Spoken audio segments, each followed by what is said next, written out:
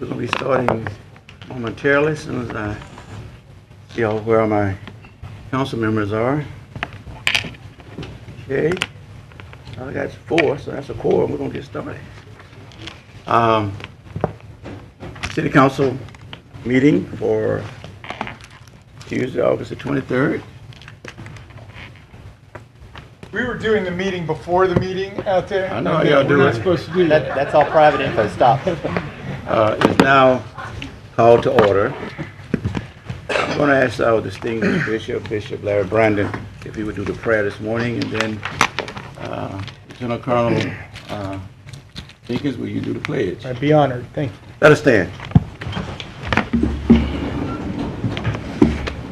Thank you so much, Council Chair, to all the council, and do know that, and to our fabulous mayor, thank God for you. Do know that we pray for you every Tuesday, and so it's a joy to do this.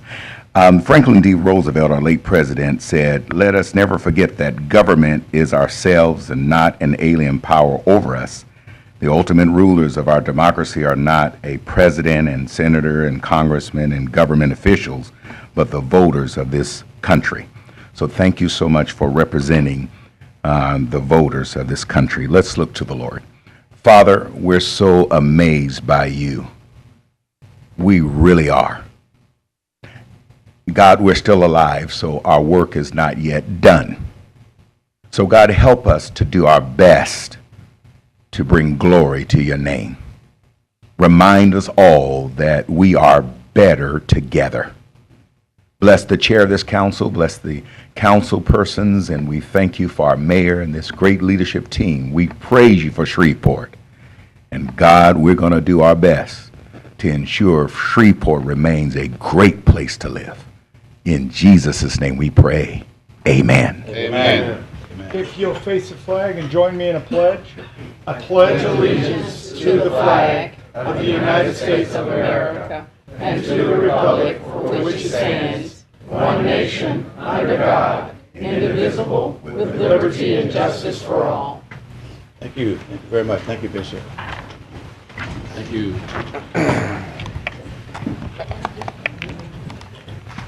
Okay. All right.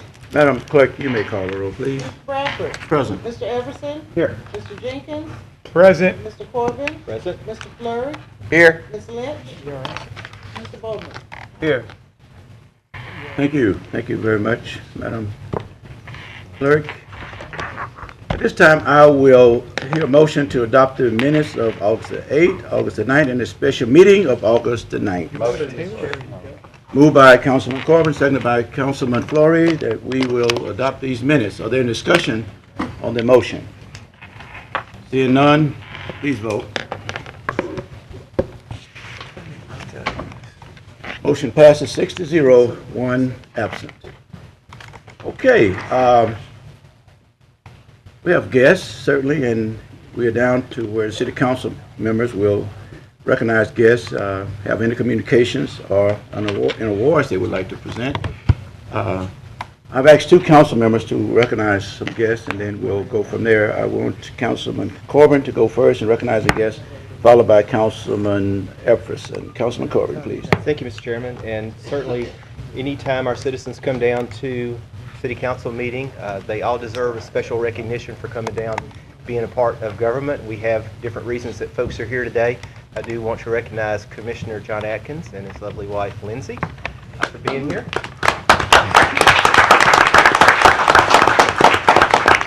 We won't make you give a speech at this time. And at this time, Mr. Chairman, I'd like to ask Mr. and Ms. Zan Miller if they would come to the podium, and Mayor Tyler and I will meet them at the podium.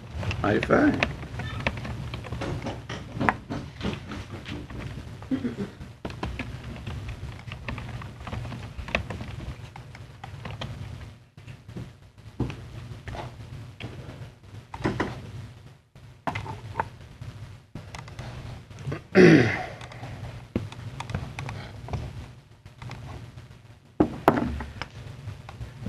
Mayor Tyler, I'm looking at this crowd thinking that this is a shame if one of us aren't making an announcement about the future with this power group here. I know. But you can go first. Thank you. You go ahead. Mayor Tyler, Chairman Bradford, council members, we call citizens to the podium for recognition for various reasons. We recognize individuals, coaches, and teams who have excelled in sports, citizens who have taken heroic actions in time of crisis and prevented a loss of life. All too often, we may be recognizing a citizen who has left this life on earth, and sometimes we hear from citizens who have big dreams and would like some of our big money to make their dreams come true. Today, I'd like to recognize two citizens who have worked quietly and selfishly behind the scenes to make Shreveport a better place. Pete and Jennifer Zandmiller moved to Shreveport in 2006. They chose Shreveport to call home for their family.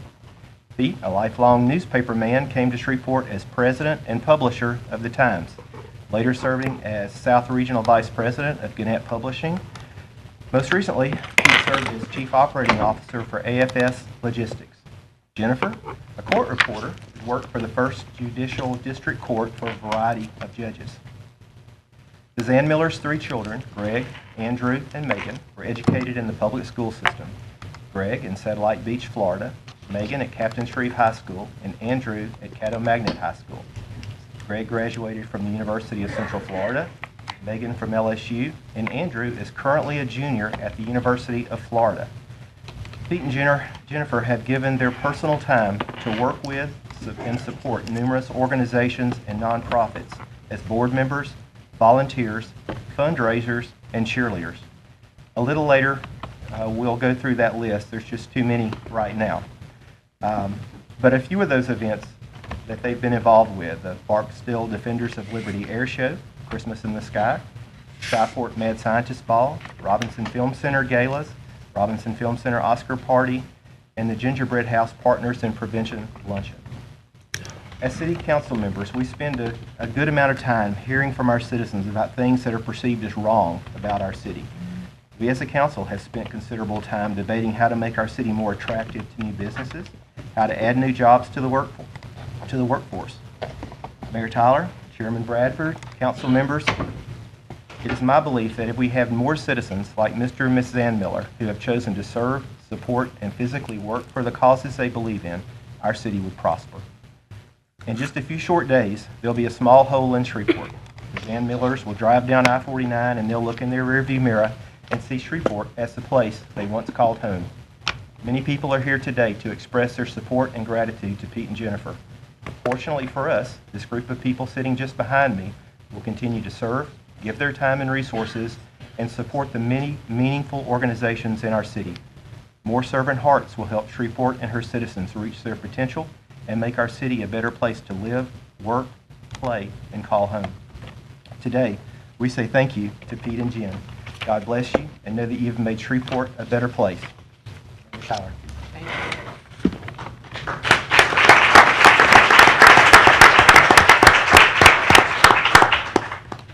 Good afternoon, Mr. Chairman and members of the City Council, and to all of the friends of the Zandmillers and all of those in the audience today. It is indeed a bittersweet time for us here in Shreveport because the Zandmillers are going to leave, and I've said to them earlier this afternoon, they can always come back and become certainly part of this great community, which they helped to make over the past few years.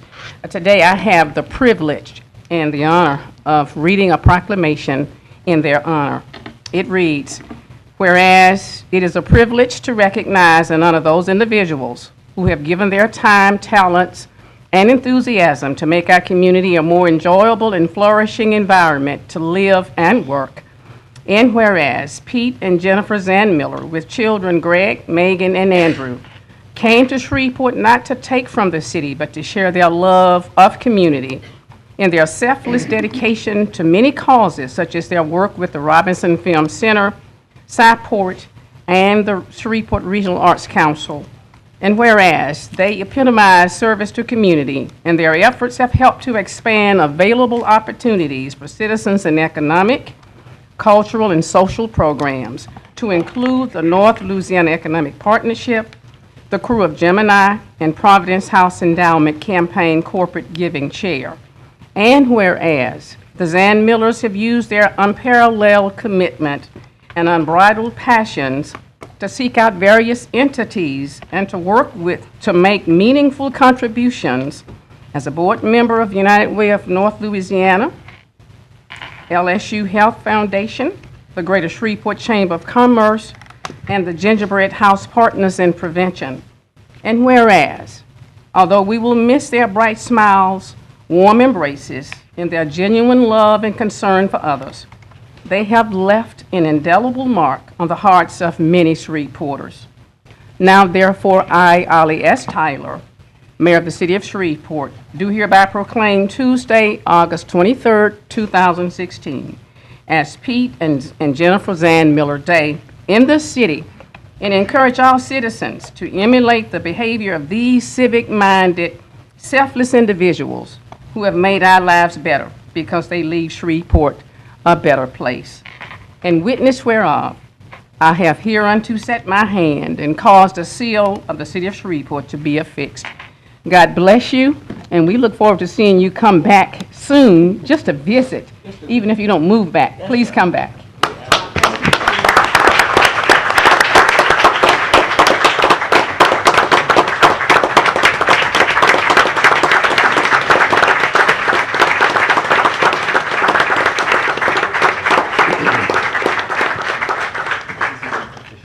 Proclamation.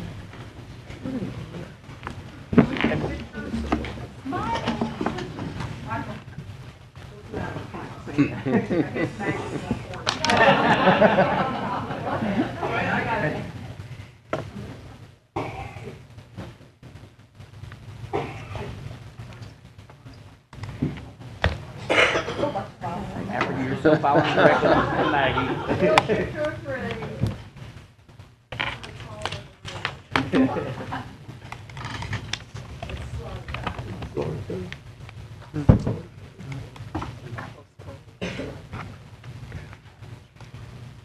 Got it? Got it. And I think we may have a few people in the audience that would like to come up and say a few words as well. Then you can have a say. So if anybody would like to come up and say a few words.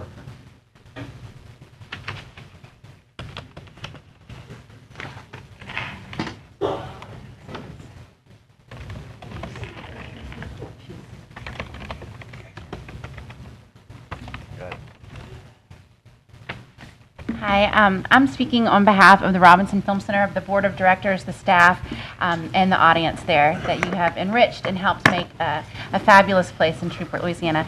Michael reached out to our former Executive Director, Alexander Kent, who worked closely with Jen during her time as a board member, and I'm going to read a statement from him. Pete and Jennifer made Shreveport better by working daily to make it stronger.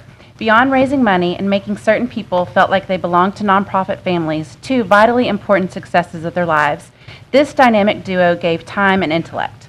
Their passion can be measured in how many hours they invested and how many conversations they nurtured. They also performed their roles humbly. They didn't want personal credit. They wanted our family of nonprofits to get better. And you know what? With their help, these nonprofits did get better. We are grateful for them. Thank you.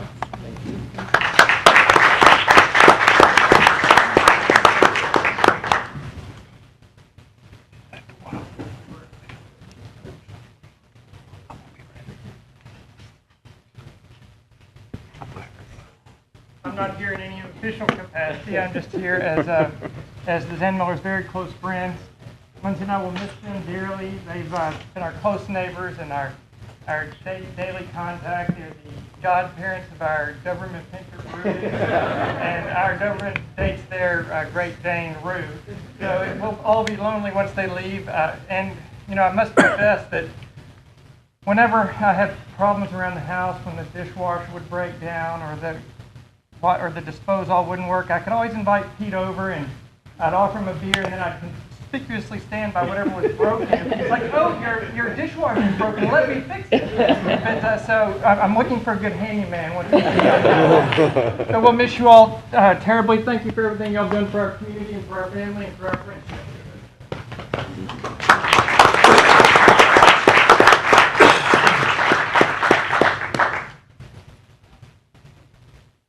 Get one more.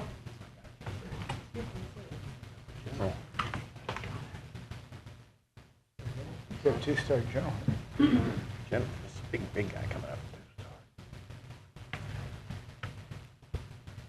I'm Rich Clark from Barksdale Air Force Base, if you couldn't tell. But we met the Zan Millers last time we were stationed here and became friends. And, you know, a lot of times with us in the military, we leave and we come and go.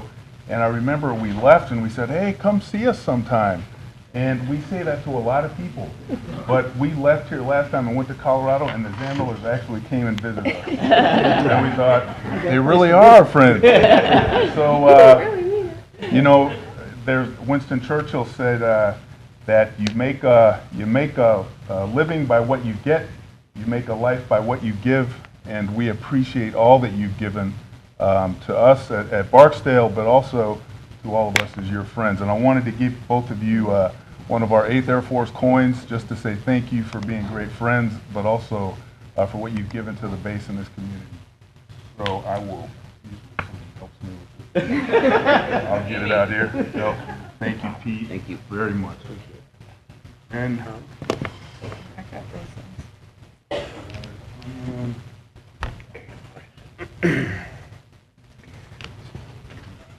miss you guys, and we will pay Now the you can favor come back. visit us. We're gonna do it. We're gonna come see you. So thank you guys for what you've done.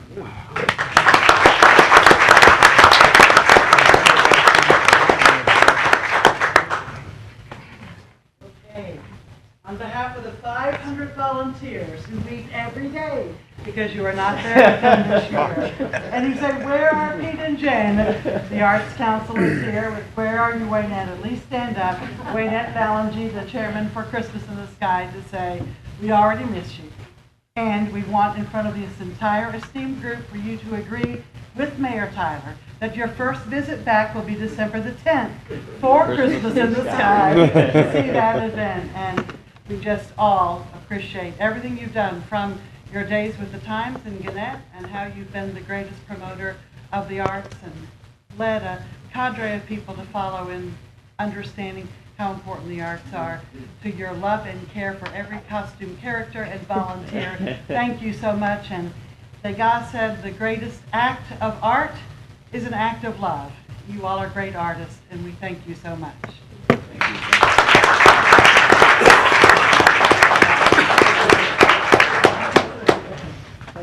you. You wanna? I just am so humbled and honored to be standing here today before all of our friends. And I want you all to know that Shreveport has been home for us for the last 10 years. We thoroughly enjoyed our time here. Everybody made us feel welcome. Getting involved in the community was the best thing that we ever did here. And I can honestly say we love everything about Shreveport that we've experienced here, and we are truly going to miss you all. And I promise we'll be back often.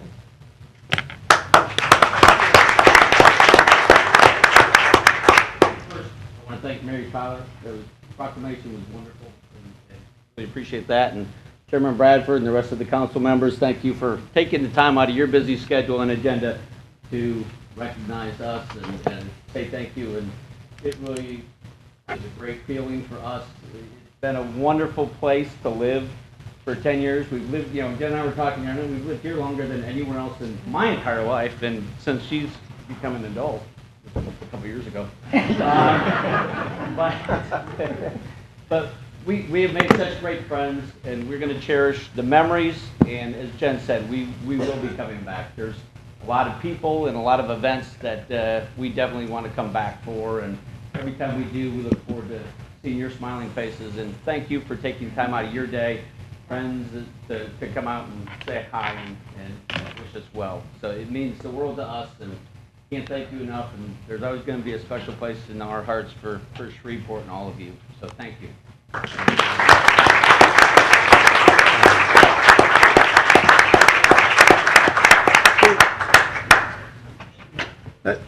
Pete, before you sit down, please, Jen, y'all come back up to the podium for 1 second. Some other council members may want to make expressions. I know I do. Any other council members? Councilman Everson. I'll start. Well, thank you guys so much for everything you've done. And one of the things I'd truly like to thank you for the most is, we have a lot of really great community servants and people who really give a lot of their time and resources, and y'all have certainly been an example of that. But one thing even more so is you have had fun doing it every step of the way, even when I know you weren't having fun. You sure gave us the impression that you were. And I mean, that kind of attitude and positivity is something that's not common in the world at all times, and you guys certainly have it in excess, and we're just so thankful that you shared it with us over the years, and it's really been a blessing to have you in the community. We wish you the best. Thank you.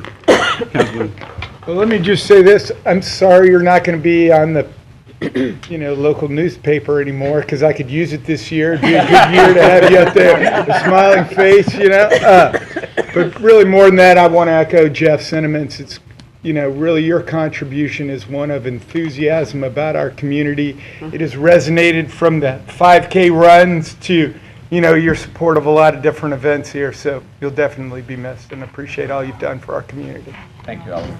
and just let me say, oftentimes we have citizens who come and then citizens leave and hardly any expressions are made. But I think today, thank your mayor and Councilman Corbin for this opportunity, this moment to bring you guys here to so we can express to you the tribute, the best tribute that could be paid to a citizen is to show them appreciation for what they've done. The citizens and the residents of Shreveport has come out today and expressed that. And that speaks volumes of you guys' work and your involvement in this community. I just want to say, Shreveport's lost, it's Florida's gained, and you're going home, and we could appreciate that, but your work here would always be recognized and always be appreciated. We thank you for your service here in this town, and we, like the mayor said, we're leaving the light on for you. Thank you. So, thank you for your best wishes on your endeavors back in Florida, and again, when you come back, just let us know. We want to make sure we know that you're in town. Thank you, Chairman. Thank you very kindly. We're going to frame this and have a very special place in our home for it. Fantastic. Thank you so much, everybody. Thank you.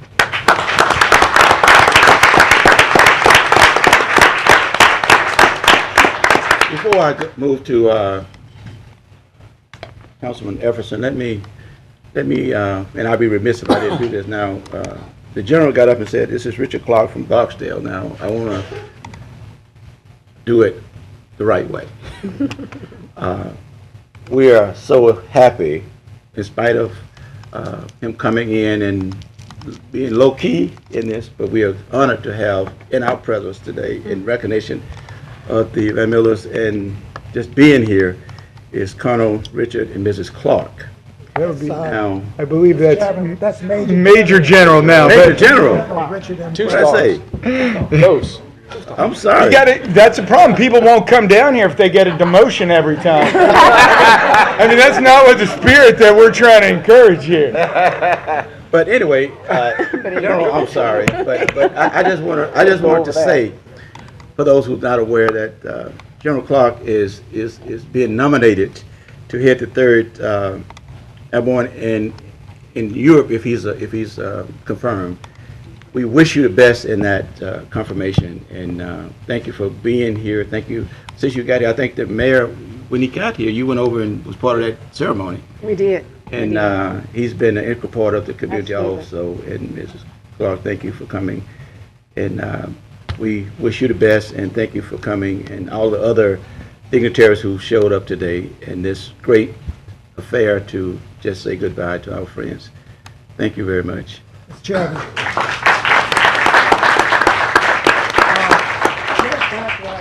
General Clark played in the Independence Bowl, I believe, on 2 different occasions. Oh, is that right? In Shreveport, and when he becomes commander of the 3rd Air Force, he will be promoted to Lieutenant General. Oh. So he is a very distinguished military person, and we're so happy to have with him his lovely wife, Amy.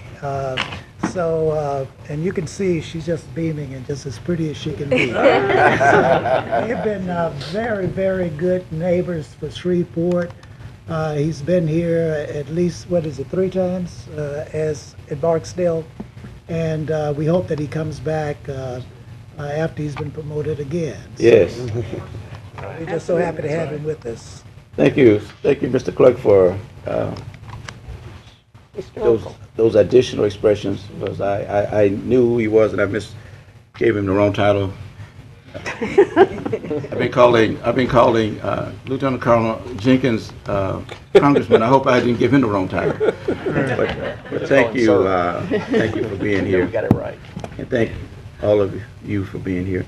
And if you please, I'm going to ask Councilman Efferson to recognize our other guests. Thank you. I want to recognize Jennifer McMenamin from Shreveport, and I know I saw Mr. Latin. I don't know if anybody else from Shreveport is coming up, but if Jennifer wants to come up, Shreveport had asked for a chance to just give us a little update on some of the things they're working on. Sure. So we welcome Jennifer here today. Thank you. I'm Jennifer McMenamin, and I'm here on behalf of Shreveport and our president and CEO, Ann Fumarello. She sends her regards and her thanks to Mayor Tyler and the council for your long time and continued support of Shreveport. And we really want to thank you all for recognizing the work of our outgoing board chairman, Jen Zan Miller. We are really going to miss her, and she has been integral to our capital campaign. She and Robert Stroud, they've been indispensable in making this happen. And that's really what I'm here to talk to you about. You know, Ann has been updating the council now for several years, both in this setting, through emails, one-on-one meetings. Anytime she can corner one of you in the grocery store, I'm sure she stops you and tells you all about our plans to incorporate a children's museum within our existing facility. POP, which stands for Power of Play, is happening, and it is opening. We began construction in May, and we're going to open to the public the week of Thanksgiving. And we're going to be sending invitations, but you all can mark your calendars now for Thursday, November 17th. That's going to be the donor preview party, and this is a chance for you to see how your investment in us through the years has allowed Shreveport to grow, and how we're going to be able to better serve our littlest visitors in the way that they all learn best, which is through play. And just to give some of you who are newer on the council just an update of what we're doing, this is a museum within a museum, and it's going to take up approximately 10,000 square feet in our existing facility, and it is a child-sized city based on the Shreveport-Bossier area. And that's what really sets this children's museum apart from others. You're going to know that you're in Northwest Louisiana when you're in POP. From the local businesses represented, to the architecture, the agriculture, the animals, the B-52 that we're going to have circling overhead, to the daily Mardi Gras parade through the city. POP really represents the best and most unique features of our region. And educationally, of course, POP is going to develop early science literacy skills. We've not given up the science just because we're doing a children's museum. It appeals to all types of learners, visual, auditory, kinesthetic, and the entire space is ADA accessible, including all of the activities that are going to be on the second level. Everything's developed to support classroom readiness, STEAM education, 21st century learning skills.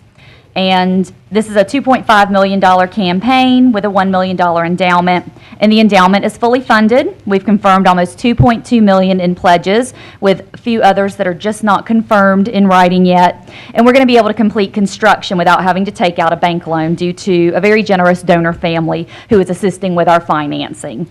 And as we've always done, POP is going to be accessible to everybody in the community. As you know, we partner with Shreveport Memorial Library System, and then you have membership cards at the library that you can check out and come visit Shreveport free and get treated just like a member would.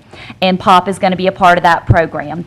We're also going to make sure that we have, reduced admission to POP will be included with the commission-funded Wonderful Wednesdays. We're going to accept Title I funding for schools to visit POP. And then families that have an EBT or Louisiana Purchase card to receive SNAP benefits, show us their card, and they can pay $1 admission per person to visit Shreveport. So those are all the things that we're going to do to make sure that everybody in our community has access to this amazing space. After Labor Day, y'all are going to be hearing a lot more about POP. We're going to begin our public marketing efforts and some media sneak peeks of the space, but we wanted you all to have kind of the latest update before that starts happening. And as always, if you have any questions about POP or Sci-Port in general, I can answer them, but y'all also know how to reach Ann and me. So thank you so much. Thank you. Thank you so much, Jennifer. Okay, any other council members have any acknowledgements or communications? Thank you again for your presence here. And we're not going to ask you to stay through our legislation part, but I would ask that you stay and hear the mayor's communication and her recognitions, if you will have time. Mayor, please. Okay, just briefly, thank you, Mr. Chairman and members of the council. Our thoughts and prayers, of course, remain with those in South Louisiana who've been faced with the devastation of this most recent flood. The city of Shreveport was happy to support them by sending teams from the Shreveport Police Department, the Shreveport Fire Department to assist with search and rescue. We deployed teams along with the necessary equipment to help out. Shreveport Fire Department searched a total of 9,120 homes and rescued 1. Much of their work was done in Ascension and Livingston parishes. And we want to say thank you to our fire department and our police department for what you've done to help our fellow citizens down in South Louisiana. I tell you, it's a tremendous devastation for all of the people down there, and we want to make sure that we do our part. And we've had some businesses to send supplies and food and those kinds of items down to try to make sure that we do our part to help those people who are in need. So let us continue to pray for those folks, and let's continue to try to help in any way that we can. We had a bit of discussion yesterday about something I'm going to announce today, but I'm pleased to announce that FTA officially released a notification of award for the Low No Grant Program, and the city of Shreveport has been awarded $3.9 million, which was tied with a few other cities for the largest award out of the 20 total awards. Pending council approval, we will purchase 6 all-electric buses and 3 depot charges for operation by September 2017. And so I hope that the city council will see it in their future to make sure that you approve us receiving the monies that we really worked hard to get.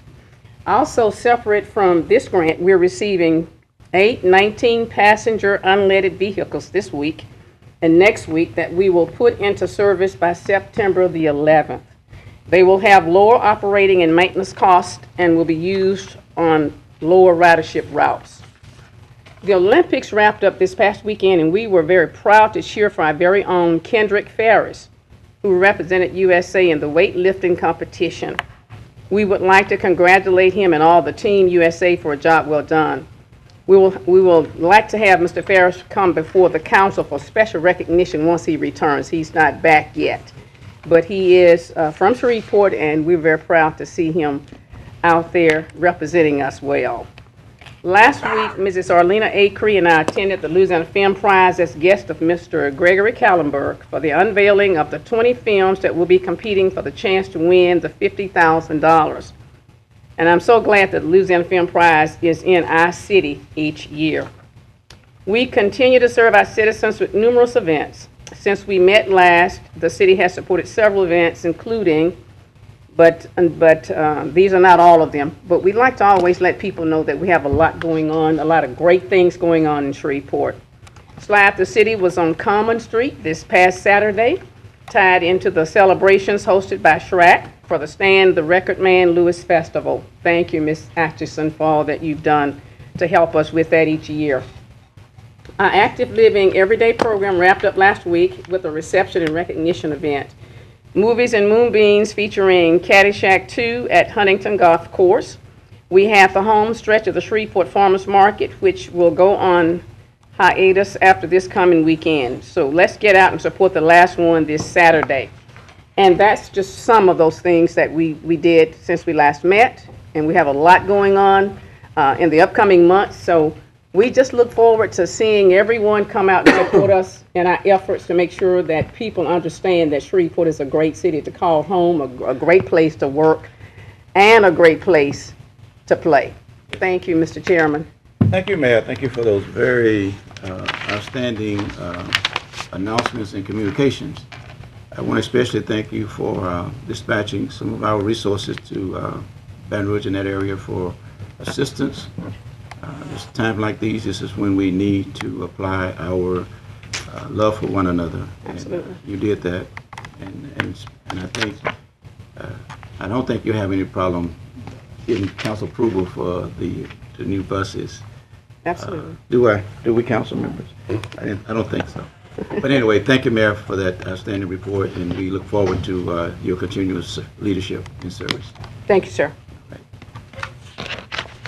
Councilman, I don't know if Bishop Brandon was still in the audience or not. Bishop Brandon, he's still here. If he would like to come up and speak about something about the backpack giveaway that we had.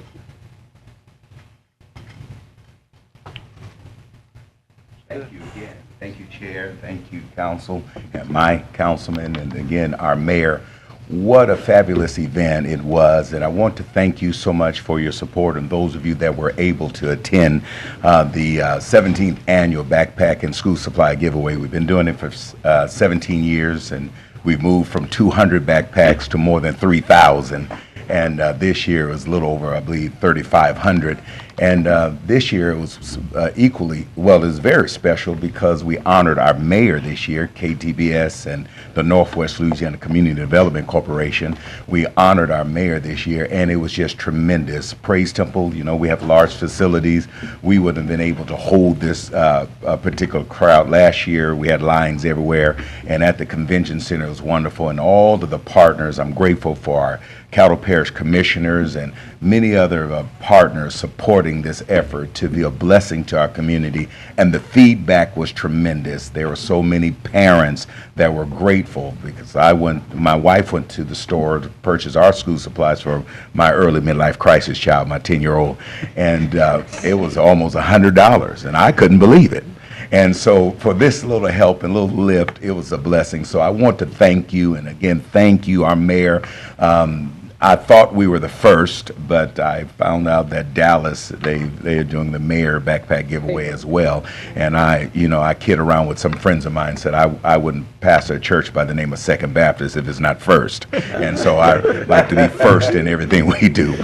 We're behind Dallas, but that's okay. But we'll think of something where we can beat Dallas. But again, thank you, council, all of you, chair. I appreciate it. It was a tremendous event, and I know it was well over 3,000 plus that attended. And Bishop, thank you for allowing us to be a part of it, because, you know, I was sitting there and I said, Bishop, you think you got enough backpacks for all these? Right. and 2 fish, 5 loaves of bread.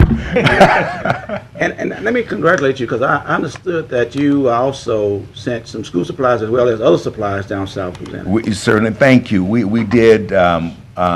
Mr. Remedies worked with us, and we helped fill that 18-wheeler truck and send care packages and school supplies, because many of those precious young people lost everything. So we did send backpacks filled with school supplies to be a blessing to them as well. Thank you, Bishop. Thank you for all that you do. Well, thank you. We're better together, and I have great people that serve us at the Northwest Louisiana CDC and at Praise Temple, so I can't take the credit. I have great people, and we give God the glory. Thank you so much. Thank you. Thank you so kindly. Thank you, Councilman Goldman, for not missing that. And thank you again. Let's give the Millers a hand as they leave. Good luck.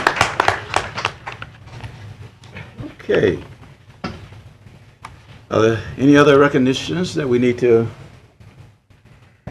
acknowledge at this time? None?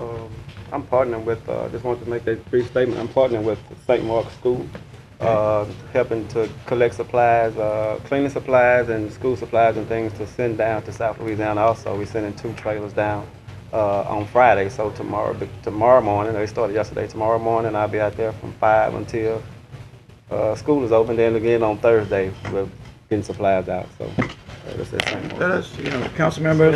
My kids. I will. Okay. If we can do anything to assist, let us know, okay? All righty.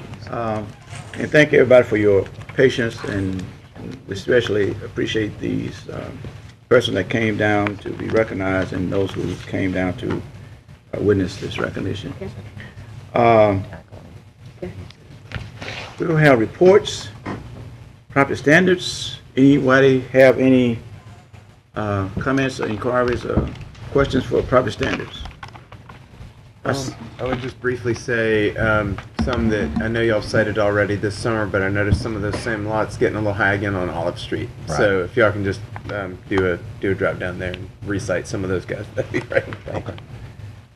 Thank you, Mr. Green. All right. Master Plan Committee report. Mr. Sweeney?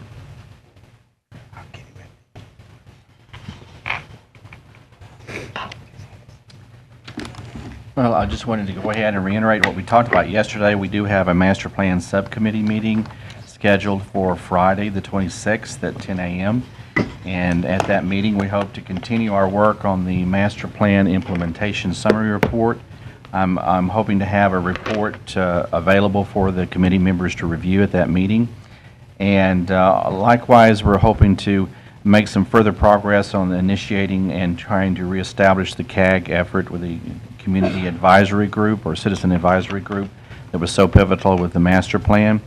And we are in contact with those individuals that want to participate, and we want to expand that by offering it to some additional individuals in order to get a good representation for the city of Shreveport and for Caddo Parish. I'd like to say to you today that one of the main things I want to mention to you is the fact that we are in the process of doing the final review of the changes done to the Unified Development Code. This represents 8 months of comments, requested changes, issues that have been resolved, compromises that have been reached in an effort to bring a third and final draft to the public. Our goal is to finish that review this week and to have that final and third draft available for public review and comment starting the last week of August. Hopefully around the 29th or 30th of this month, we will have that set and ready for people to review on the UDC website that's available, as well as to make a press release on that and notification that it is available for everyone to review. That will culminate in the first public hearing on the Unified Development Code. That will occur for the MPC board on September the 29th in this council chamber, starting at 6 o'clock in the evening. We will advertise this to make sure people are aware of it, to give the public an opportunity to come down, make comments. We hope to do a brief presentation about the UDC and gather comments and have a discussion about the Unified Development Code. That is the third and final draft that will be presented at the end of this month. That will then be followed with a public hearing on October the 18th. Also the MPC board, that's their opportunity to do a second public hearing on the Unified Development Code.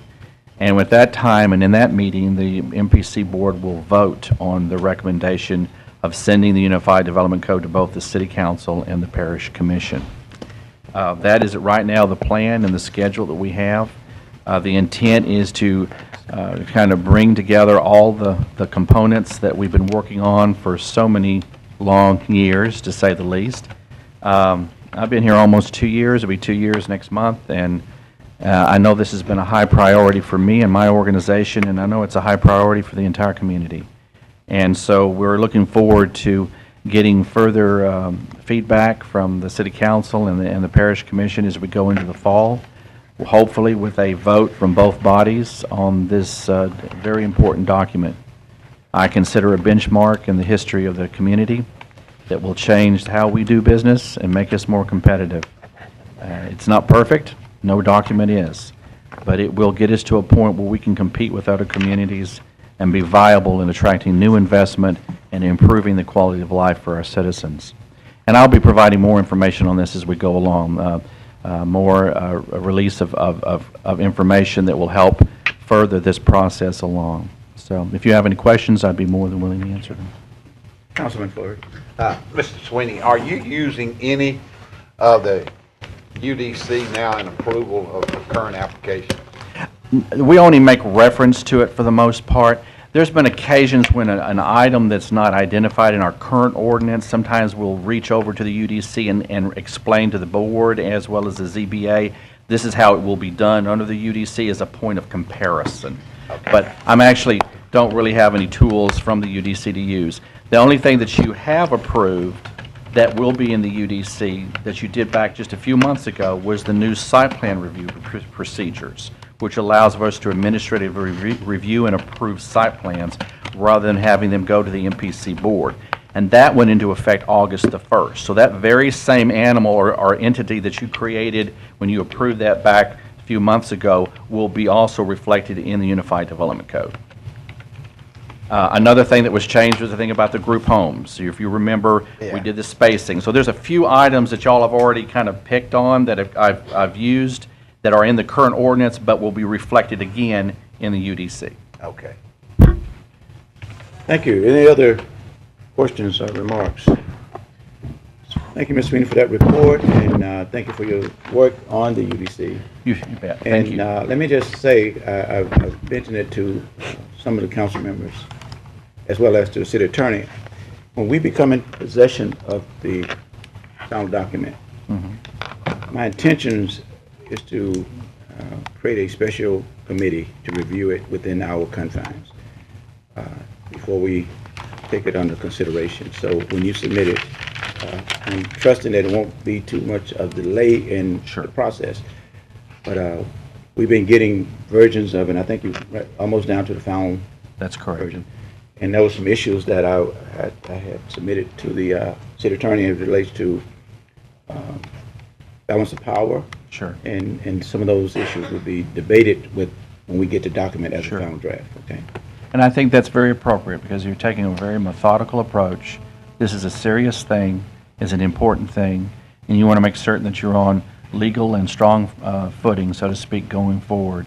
I'd also like to mention that one of the things I intend to do over the next several months, even though I did the one-on-one interviews with all the elected officials, I'm going to come back around to, I know a few of you that may still have some concerns or issues, and I want to sit down and meet with you, those of you that want to have a continuation of that first conversation. Good. There may be some things that are still on your mind, or maybe someone's told you something, and I want to make sure it's real clear to any of the elected officials on both bodies that if you need that second or third conversation to get you to that point, we're willing to do that, and I intend to do that through September and October. Fantastic. So I just don't want you, when you get to the moment that you have to cast your vote, it's still going to take courage to do that because there's always going to be somebody against it. But that courage, I think, you can be made to feel at least in an area of comfort and a feeling of security that what you're doing in voting for this will make a huge difference in the community and that it's worth the effort that we've put into it and it's worth some of the risks, the political risks that we're having to take to get it there. Yes. So I want you to know that we're still not through with what I refer to as those opportunities for us to have conversations. And I think we all concur in your expressions because, again, we would be responsible and held accountable for the document once it's approved. So, and we want to be clear that it's in the best interest of the city, in the best interest of our constituents. That's correct. This document is fair and it's equitable to what we are about. We want to advance the city. We don't want to hinder the city. So it's that desire that we will move forward with. That's correct. Okay. Any other comments? Thank you, sir. We appreciate you. Thank you. Okay, there's no public hearing today, Mr. Clerk, as I see. Are there any items to be added to the agenda? We have none, Mr. Chairman. Thank you. Okay, this time I have two requests to speak on items that are on the agenda for us to consider. I have Ms. Diana DuPont who want to speak on Resolution 156. Ms. DuPont, are you still in the audience? Please come forward.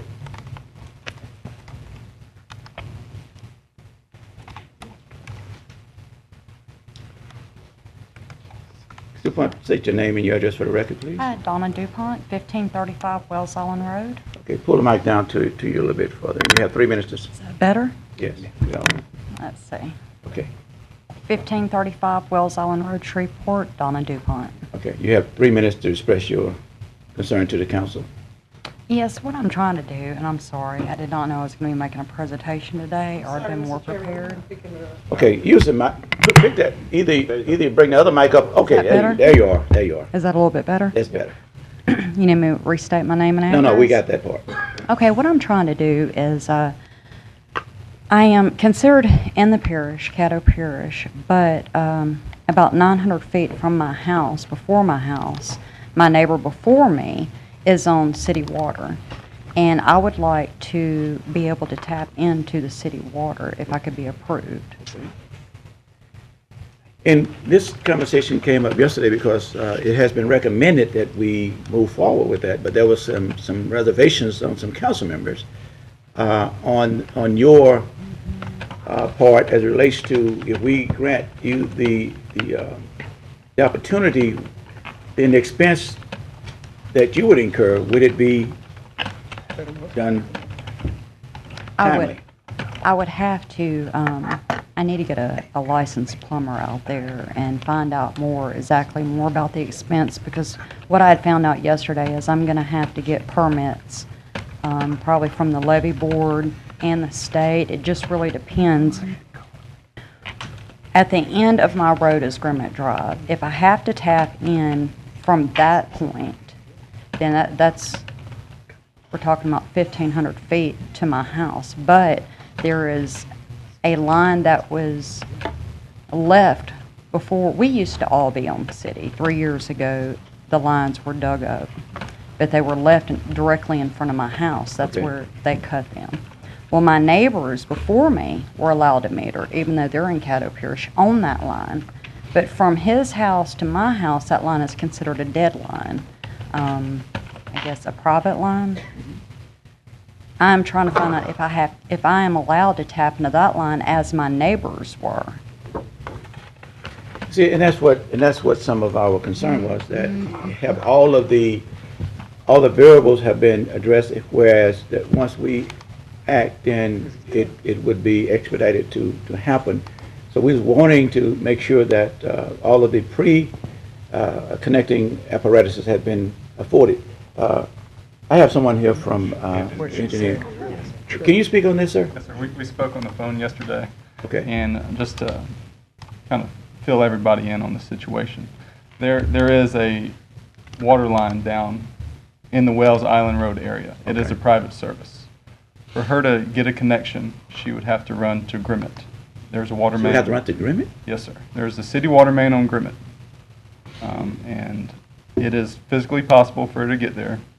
She'd have to run down the parish right away and get a permit from the state DOTD to make the tap in Grimmett. It is possible. The city does allow these types of connections because the service is not ran in a city right of way. Sure. So that's okay. Information. So, I'm sorry, go ahead. Sorry, I didn't mean to interrupt No, you. go ahead. My question is the line that is pre-existing. Two of my neighbors are on before me. It ends directly in front of my house. I mean, within feet, as close from you to me. How is it that they are allowed to use this private line, but I am not? Well, again, these are questions that we can't answer here, but we want to ascertain. And I think the private line there is that a private line of that type of service goes to the end user customer. So I think what was essentially happening before is there were offshoots of a private line making somebody a distributor of city water, which is definitely not legal, regulated, or safe, really. And so I think that's why that practice was ended. Ended. Okay, Ms. Feddersen, can you speak on that?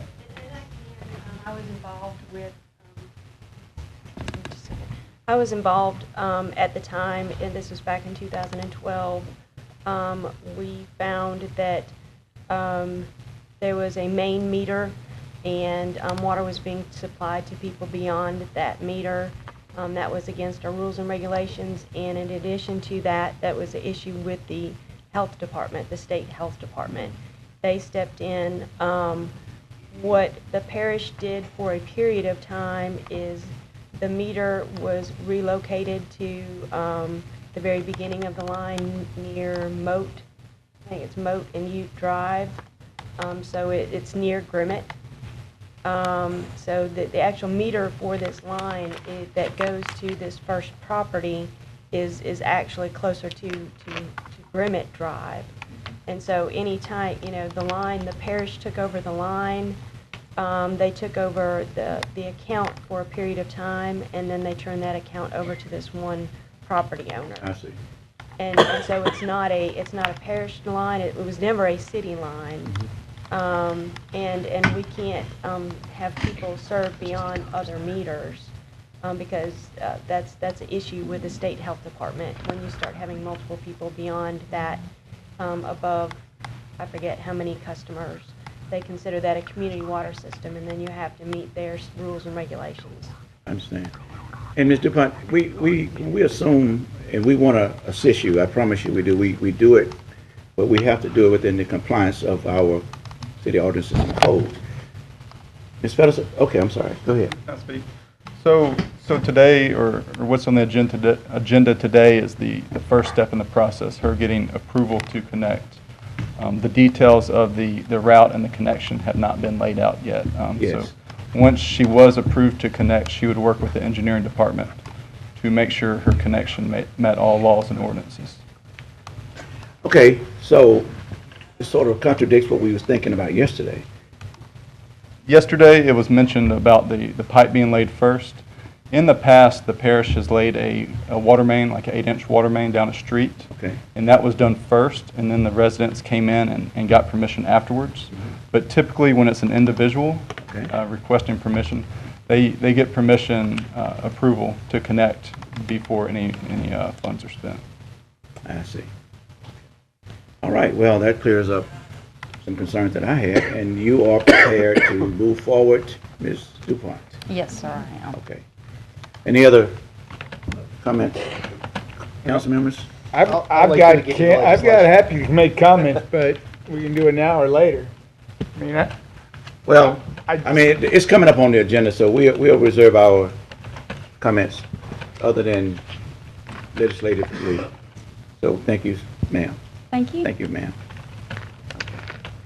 All right. Mr. Tom Dart, you want to speak on ordinance 84?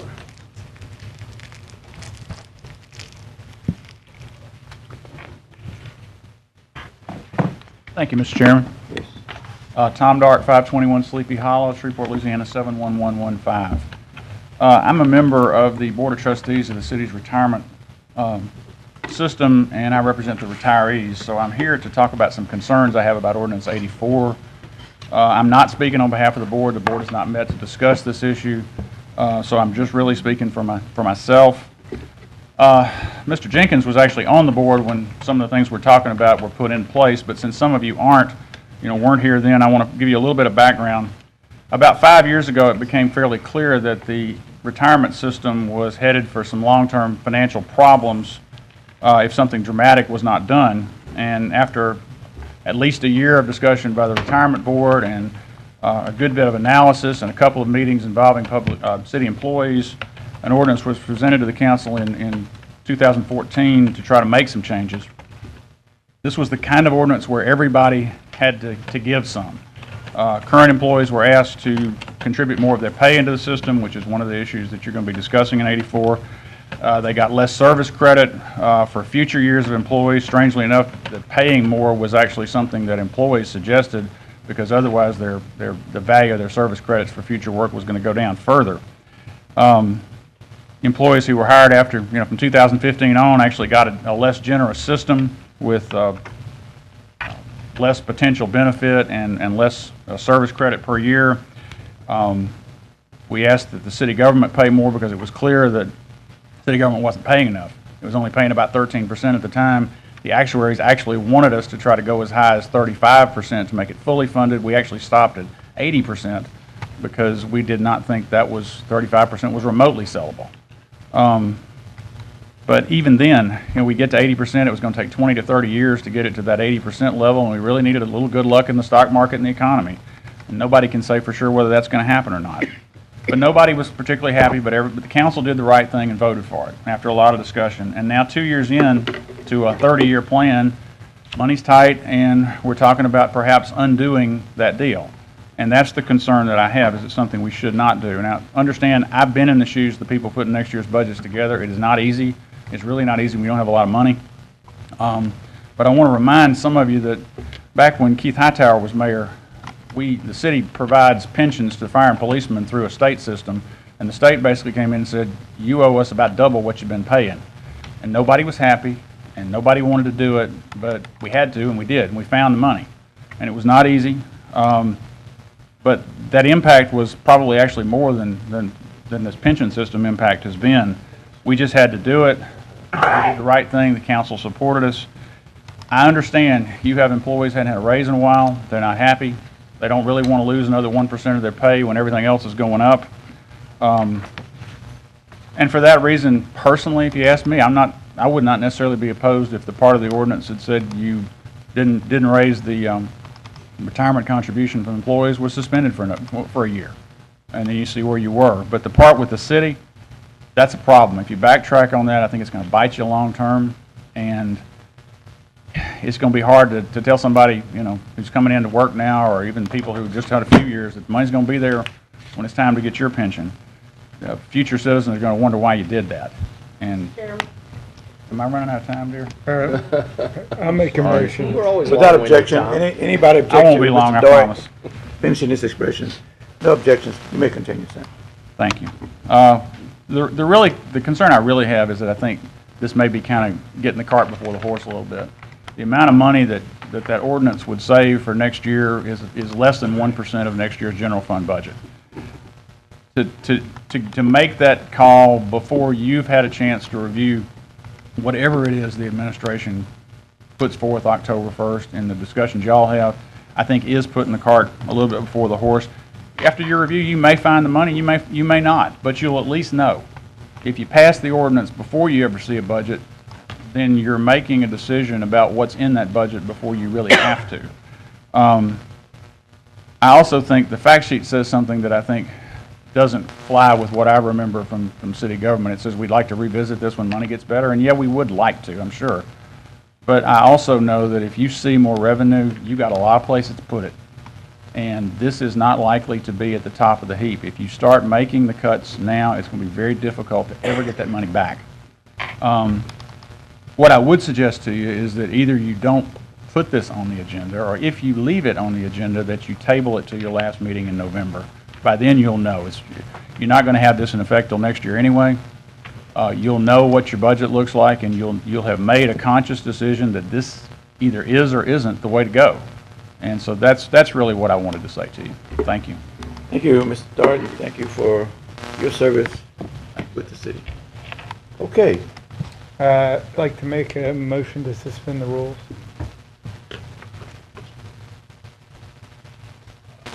I would be happy to do that, but for what purpose? I'd like to bring up that ordinance while he's still here, since he is clearly an expert on the specific issue. Can I ask you to yield to the next item on the agenda, and then we can do that if you would Sure. desire. Oh yeah, is the next to appointment? Confirmation. Oh, confirmation. Oh yeah, certainly. Sorry. Yeah. Okay. Which one is it? Thank you, sir. All right. Mr. Clerk. Mark that. Yes. Yes, sir. We're now in a confirmation of appointments. Yes, sir.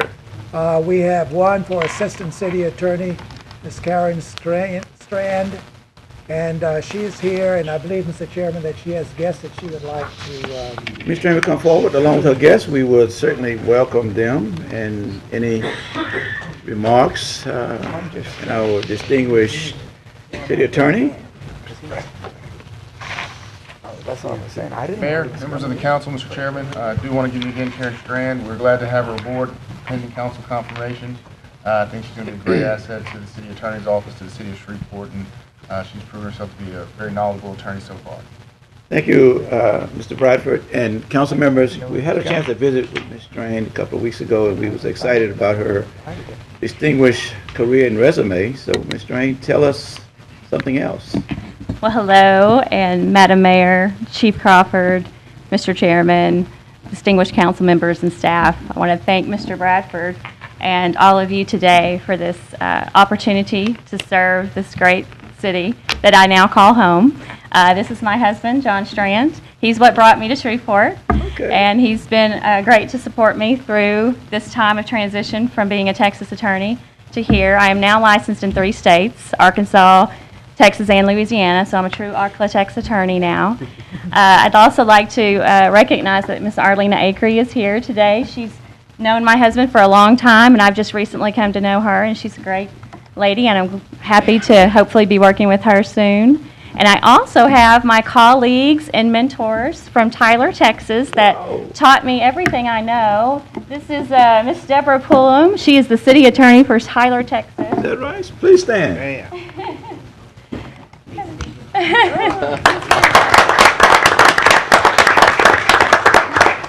This is Steve Keene, the deputy city attorney for Tyler, Texas. Whoa.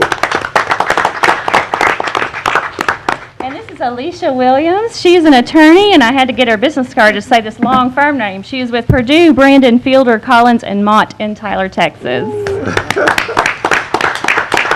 I want to thank them today for coming and to be here for this confirmation. I miss my friends and colleagues, and they truly have been great mentors and did teach me everything I need to know about city government, and I hope to learn more while I'm here.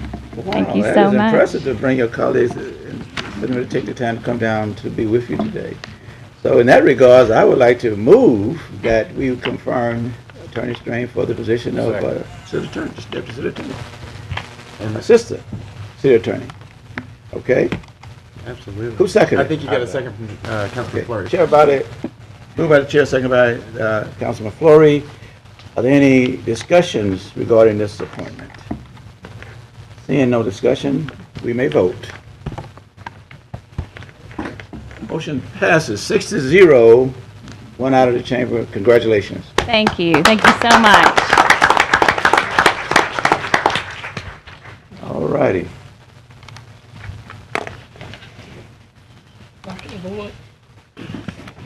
Okay, is it the desire of the council person to move forward with his recommendations in the rules? Please, just, I didn't know he was coming, but glad to see that he's here, and I think we ought to certainly engage him in the conversation since that he's been very involved with the process for the better part of 4 or 5 years. So I'd like to make a motion that we suspend the rules and take up. I second the motion that we suspend the rules to take up 156, I believe. I think it's 84. Was it? 84. No, 84. 84. Okay, you heard the motion. The motion was to suspend the rules to take up ordinance 84 by Councilman Jenkins, seconded by the chairman. Any discussion? I'll just make a motion to table the ordinance. Let's carry the motion. Wait a minute. Oh, yeah, move it. All those in favor of suspending the rules to take that up, please vote.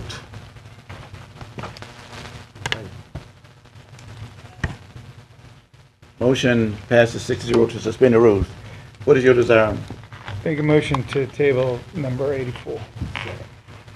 Moved by Councilman Jenkins, seconded by Councilman Fleury, that we would table 84. Are there any discussion on tabling 84? Discussion over here, for sure. And I want to give you every opportunity. I just want to put it in the right spot of what we're proposing. Appreciate it. If you please, Mayor, and Crawford, I have to yield to the councilman first. Absolutely. Okay. I'm going to vote to suspend, table this, because I do believe we need some additional information and a little more time on it to deal with the council. This is a complex issue, so I'll go ahead and vote for this. Okay, thank you. Any other council members? Yes, Mr. Chair, I will say that I'm going to support tabling this. I think that, as Mr. Dark stated, a lot of work went in to get us where we are. I think that we've got some serious discussions ahead of us, and sometimes we talk around things a lot, and this may be something that gets us down that road that we really need to go to with, what does our benefit package need to look like? What can we afford as a city for a benefit package? and how do we live within our means. And I also would like to see the budget first before I look at this, but I don't want to table this and it's something that we look at every week and go, well, there it is. You know, I hope that the discussions will start tomorrow of how do we take this and some other topics and begin to really put a plan in place. Thank you, sir. Mr. Chairman. Thank you. Any other council members? Councilman Jenkins. You know, my perspective, and I didn't really know anything about it, and I apologize if I missed some aspect of this. You know, as former member of the ERS board, and Tom was very clear about how long we worked on this. He said a year. If it was only a year, that was the longest year because we had a lot of meetings. And I just think that this is a significant change that should go back to the board, frankly, to be revisited with actuarial data that either supports or does not support this ordinance, and really to make sure we know what its impact is. And then, of course, I'd like to see the budget in its entirety before we move forward with anything of this nature, because it has serious long-term effects. It's a retirement system. There are a lot of employees that are counting on this retirement system. When we either had 2 or 3 public meetings or meetings with city employees with I know we had over 100 people that showed up for those meetings. A lot of debate. It became an issue of shared pain, both from the city's perspective and the employees' perspective. They were very clear what they were willing, the sacrifices they were willing to make to support the long-term viability of this retirement plan. And so I think we need to really take that into consideration and see truthfully the impact this would have on that system by making a small adjustment on the front end of a 20-year plus remedy. And that has a compounding effect, and that isn't as simple as, hey, there's just going to be $1 million less in the system 30 years from now, because that's not the way it works. So that's the nature. I don't debate this, that we have significant struggles or challenges in our budget. I'm not going to say that's unique to this year or any other 5 years, but this is a very, very critical part of our overall structure in our city and our commitment to our employees. And I just feel that we need some more thought, deliberation, and data points before we move forward. Thank you. Thank you very kindly. Any other council members? Mayor. Thank you so much, and I'm going to yield to my CAO. I'll make 1 or 2 observations. And of course, when staff brought this to me, I knew that it was going to be a challenge. And of course, I'd like us to revisit it, whatever your pleasure is, council. We are struggling with loss of revenues, trying to provide needed services, delayed infrastructure, corrosion, and we get those requests from some of you 8 to 10 a week above what we're trying to do. Consent decree work, and the list goes on. And we know that this is important. The other challenge that this mayor has been faced with is that we have employees who haven't had a raise. So somewhere along the way, we got to decide whether or not we're going to do that. And that's a priority for me, because our employees work really hard. When we looked at this particular formula that was passed when the last administration was on its way out, they didn't have to inherit, the 5% raises every year. I mean, it's devastating to a budget when you already have needs that have not been met for many, many, many years. So we really do need to revisit this particular issue, because then services, something has got to give.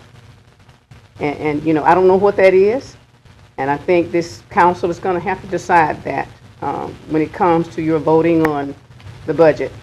But certainly, we want to make sure that we're doing the right thing by the citizens in this city. So with that said, I've asked Mr. Crawford if he will share some insight on this particular issue. He's worked very hard to try to make sure that we can meet some of those challenges that we face in trying to provide services that have not been provided in many, many years to the citizens in Shreveport. Okay? Thank you, Mayor. And let me first say that Tom Dark, with all due respect, taught me the budget. I've got nothing but respect for him. I disagree on a few points of his comments, and that's okay. We can do that. To echo what the mayor said, we have a responsibility as the administration to provide you with a budget that we believe affords the citizens the highest level and quality of service, that uses their tax dollars far more than they spend to pay their taxes, paying our employees, paving roads, ditches, collecting trash, and all of those things. And so Mr. Dark suggesting that we provide you with some type of budget that is not intact and completely filled with our desires is irresponsible as far as I can see. We're not trying to be reactive, which is what you're suggesting that we do. You're suggesting that we provide you a budget that is incomplete and incompatible with revenue sources in order to review it in the final hour in November, right before the budget is due, and then make some emotional decisions based off of funding not being provided. The administration would rather take a proactive approach. You know, there's the saying that poor planning on your part does not constitute emergency on my part. If we were not already planning for this, Mr. Dark makes the assumption that we have not already thoroughly reviewed our budget numbers before coming to this conclusion and bringing this legislation before this distinguished body. We have done that. This is something that the administration feels that we need to be able to balance our budget. And as the mayor said, we're already meeting with those other groups, the Healthcare Trust Fund Board. We're meeting to determine what level of increased funding the city has to pay in order to place that in our budget. Based on Mr. Dark's recommendation, we should wait until November as well to wait and see what the budget's going to do before we do that. We don't do that. We're proactive in our budget. And so we are trying to establish something that is not popular. It is very hard what we do. This is a thankless job, as is yours, but hard decisions have to be made. We have employees who have not had raises in too many years for us to count. And we are putting a 5% that could go to a 5% raise in a trust fund to balance a ledger sheet that will prove something to be valuable toward the city in 30 years. We've got employees who can't feed their families today based on what they are making. And so those are things that this council and this administration has to decide on. Members of the ERS board, I respect. I do. The unfunded liabilities is a huge burden, not only to this city, but municipalities across the country. We're 50% funded in this fund. We would love to be 80% funded. What the administration is simply asking to do is, in this legislation, is to pause the effects of legislation that were passed in 2014 at the end of a previous administration that was 20 years in the making. And so I asked those individuals like Mr. Dark who were responsible for doing the budget back in the early 2000s, you know, why weren't they addressing that issue then instead of addressing an issue of placing a 5% increase a year in trying to correct years of neglect in one swoop and burdening this administration and this city with not doing things that we need to do, not taking care of our employees, again, going back to try to balance a balance sheet for our unfunded needs so it looks good to an auditor. Well, our employees can't eat an audit. Thank you, Mr. Chairman. Well, let me say that I appreciate that articulation. I thought it was very thought out and very well presented. But that doesn't dismiss that we got challenges here.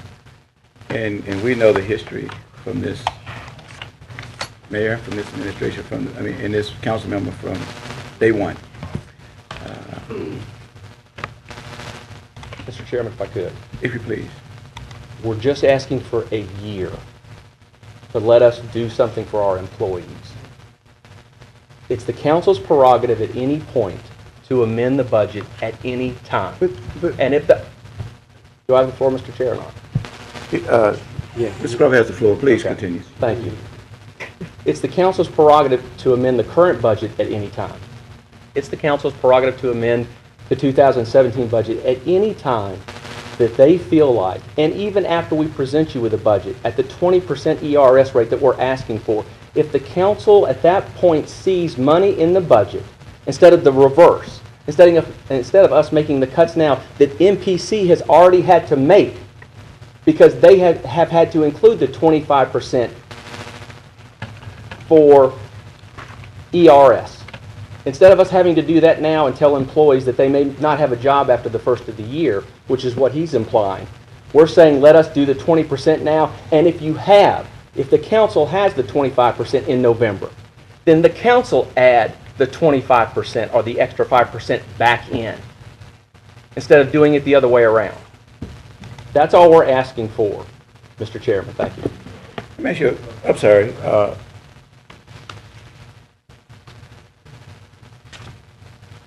Thought I heard something. Let me ask you this, Mr. Crawford. Yes, sir. Tabling this, and we didn't stipulate any time period. I mean, if you, because again, I agree with Councilman Flory that we haven't taken a lot of things into consideration. If we can look at it, you give us maybe a progress report or give us opportunity to look at it, we can then move it from the table at any point as we get and ascertain deeper information about the totality of what's all at risk here. Is that an option? Yes, that is. And you know, what we're going to do is present you some options. We want to be proactive and make sure that we look at more than one way. I usually try to bring to you a plan A and a plan B. Yes. And for this particular item, certainly we will have some options. My priority for this upcoming year is to continue the progress we've made with infrastructure, yes, but also to try to make sure that the employees who work so diligently every single day for this administration have an opportunity to have bread on their tables. And we want to make sure we can do that. Thank you, Mayor. Okay. Council members? Councilman Everson?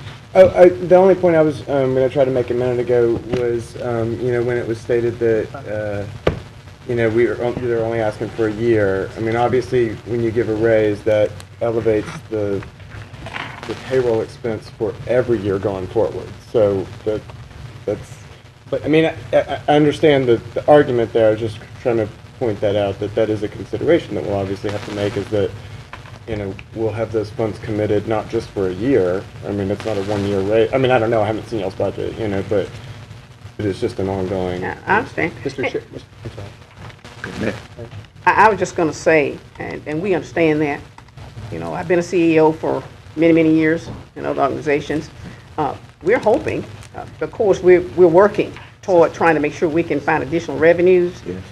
But until that time, and we think, I mean, if you'll give this administration another year, we're going to be looking for resources. We've shown, and we have it documented, that we've been bringing in resources to help us overcome some of those challenges. Just in the past 7 months, we've brought in almost $6 million in resources outside of this city in grant funding. Right. And so we're going to be looking to, you know, add additional businesses, which will give us a better tax base. Hopefully, the oil and gas will rebound. But we're going to be looking at some other ways. We want to make sure that we do that. So we are asking, and if you want to table it and come back, certainly, you know, that's what we'll have to live with. But we will find a way to do something for these employees. Just to answer Councilman Everson's question, Councilman Everson, if we did the 5% increase this year for ERS, it has to be done every year. We're just saying, instead of putting it in ERS and making it every year, give it to the employees and making it every year, and then you pick up the ERS next year. But then once it goes in their salary, you have to do it every year. You have to do it every year if we put it in the ERS this year. If Yeah, I had it's just that when you put it in the salary, that just puts further strain on being able to put it in the other one, is all I'm saying. I mean, unless there's additional revenues. Of So course, hopefully there- there's an plans for additional additional amount. revenues. But whether it goes into ERS or it goes into a salary increase for the employees, it's something we have to continue, whatever that increase is, for every year in It's a cost of perpetuity. having staff one It way or is. another. It's just a Certainly. different type of cost. you That's know, right. But both are costs. All right, Obviously, this is not going to be decided today, and No. it shouldn't be. No. But I think it's, what we said in previous comments is, there hasn't been a discussion on this, and let's start that discussion. Yes. Absolutely. Today. Glad to have it. thank you, Councilman. Thank you. That's reasonable. And I just want to ask one more question, then we're going to vote. And I'm not going to wait until the 10th hour, okay? I think that's not prudent to wait until the 10th hour to make a decision on this important item. So I want to bring it back up. Is there how time sensitive is this to the administration?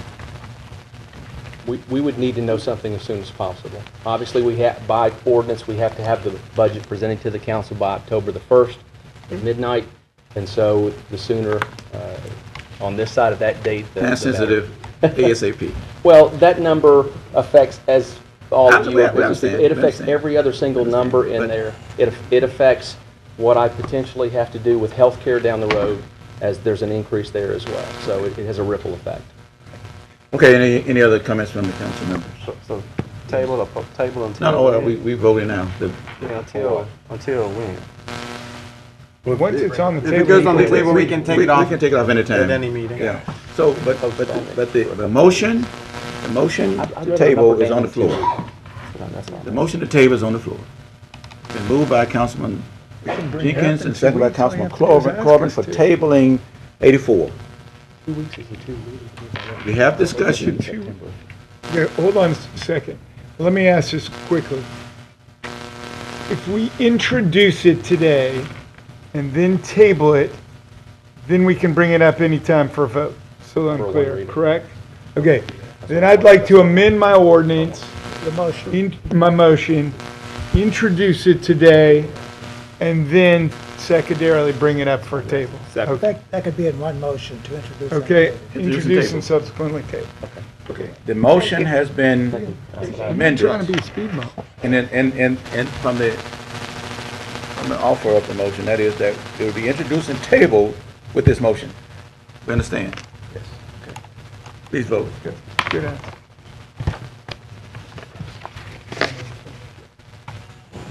Motion passes 6-0. Thank you. And we'll use this as a priority, Mayor. Thank you, sir. Appreciate it. Okay. Sorry, we can go back to the Regular agenda, Mr. Clerk, where are we? We're on the consent agenda, Mr. Chairman. We have one item on the consent agenda, it's Resolution 157. Second. Moved by Councilman Corbin, seconded by the chair, that we will approve 157. Any discussion? Please vote. wanted to know if they even waived this Chapter 10 in District D. That's a rarity that we see that. Motion passes 6-0. We're out of chamber. You're inviting folks from District. Y'all welcome to come on over. That's right. They don't have to have it. Chairman, we're now into resolutions on second reading and final passage. The first is Resolution 154. It employs professionals with respect to the issuance by the city of not exceeding $25 million of refunding bonds for the purpose of refunding the city's obligation under a loan agreement relating to an issue of LCDA revenue refunding bonds. City of Shreveport Independent Stadium. I so move. Project. Second. Moved by the chair, seconded by Councilman Corbin. Any discussion? Please vote.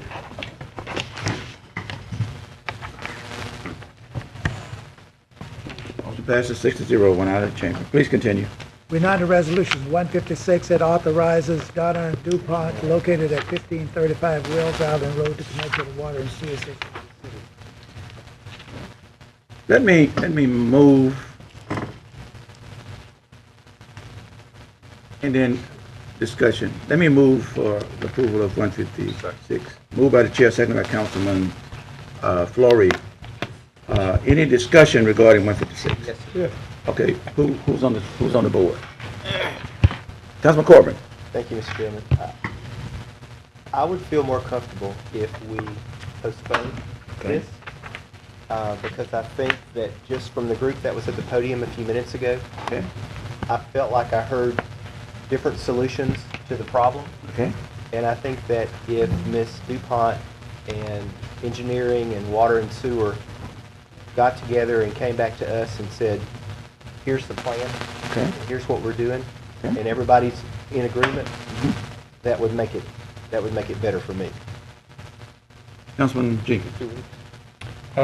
Yes, I mean, I'd either move to postpone, table, or vote down. There's absolutely nothing about this that I have a level of comfort that is a good idea at this moment in time. And I mean that. We're amenable for 2 weeks, or we have your plan. There's a lot of things going on here that I just do not think it has been our standard operating procedure to operate like this. And I Let me just get an additional comment from Ms. Featherston, if you please. Barbara.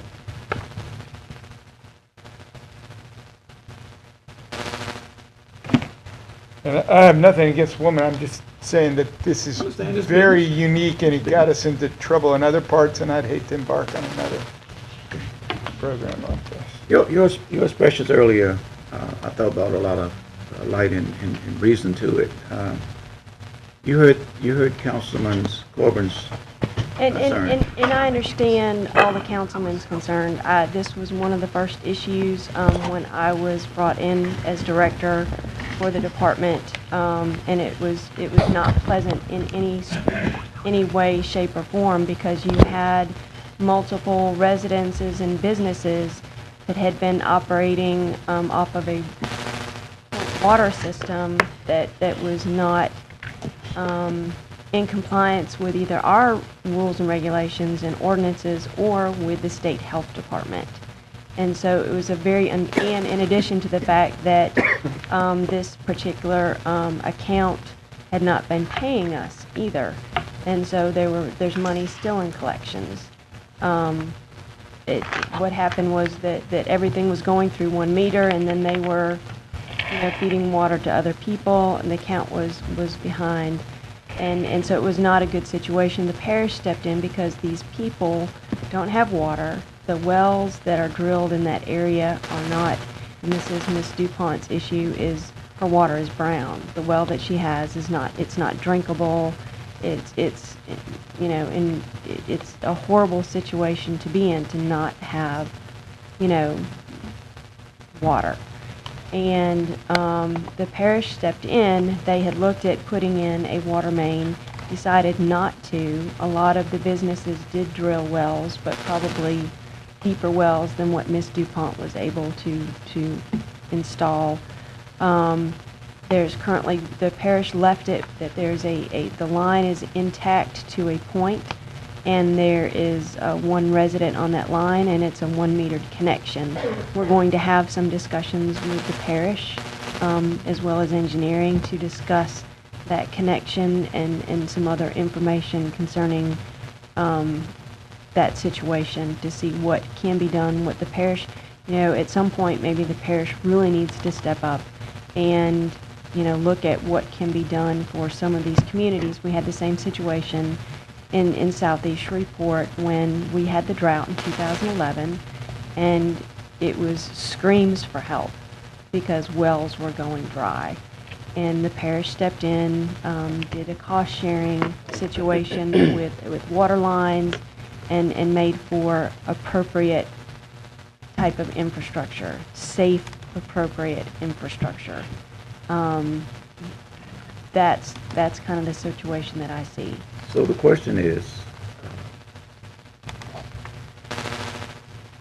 if we delay this for 2 weeks, and you get with Ms. DuPont and establish an order that the council will be comfortable with, that could...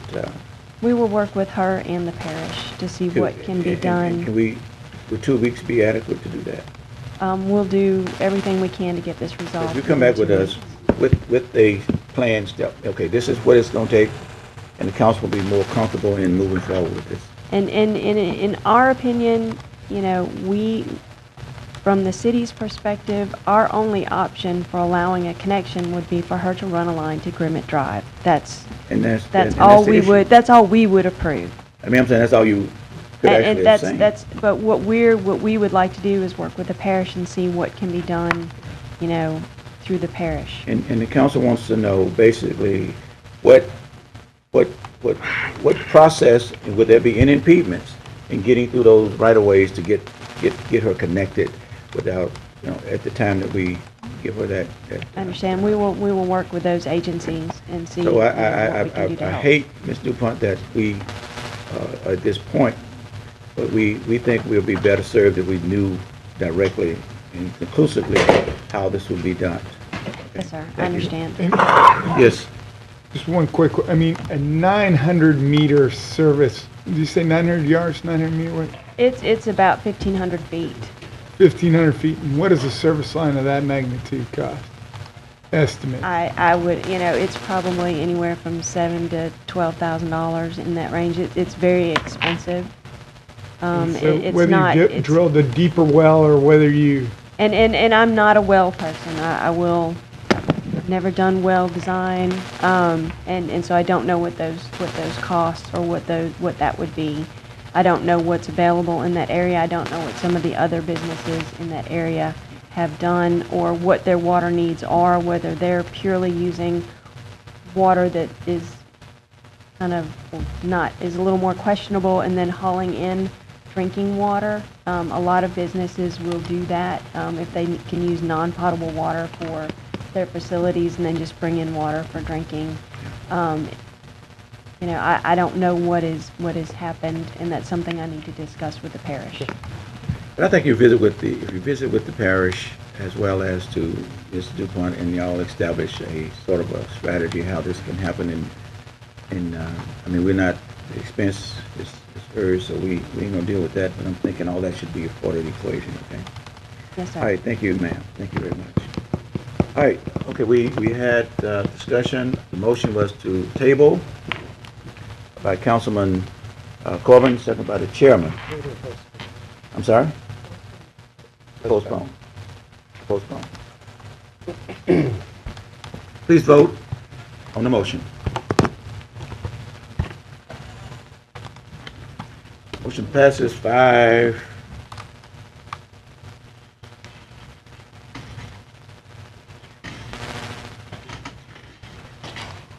Motion passes. You want to vote?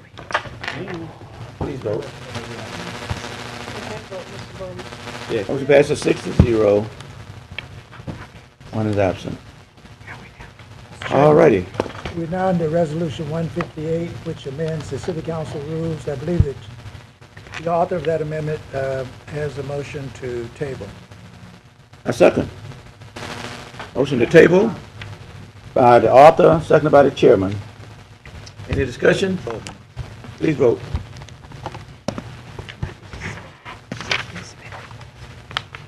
Motion passes 6-0. Please continue.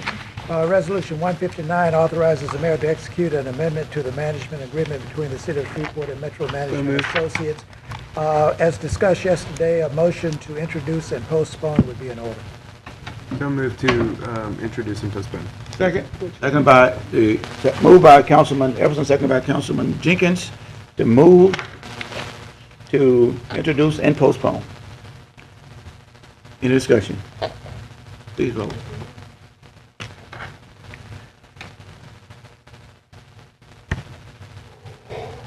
Motion passes 5-0, 2 out of the chamber. Please continue. Mr. Chairman, we're now under introduction of resolution.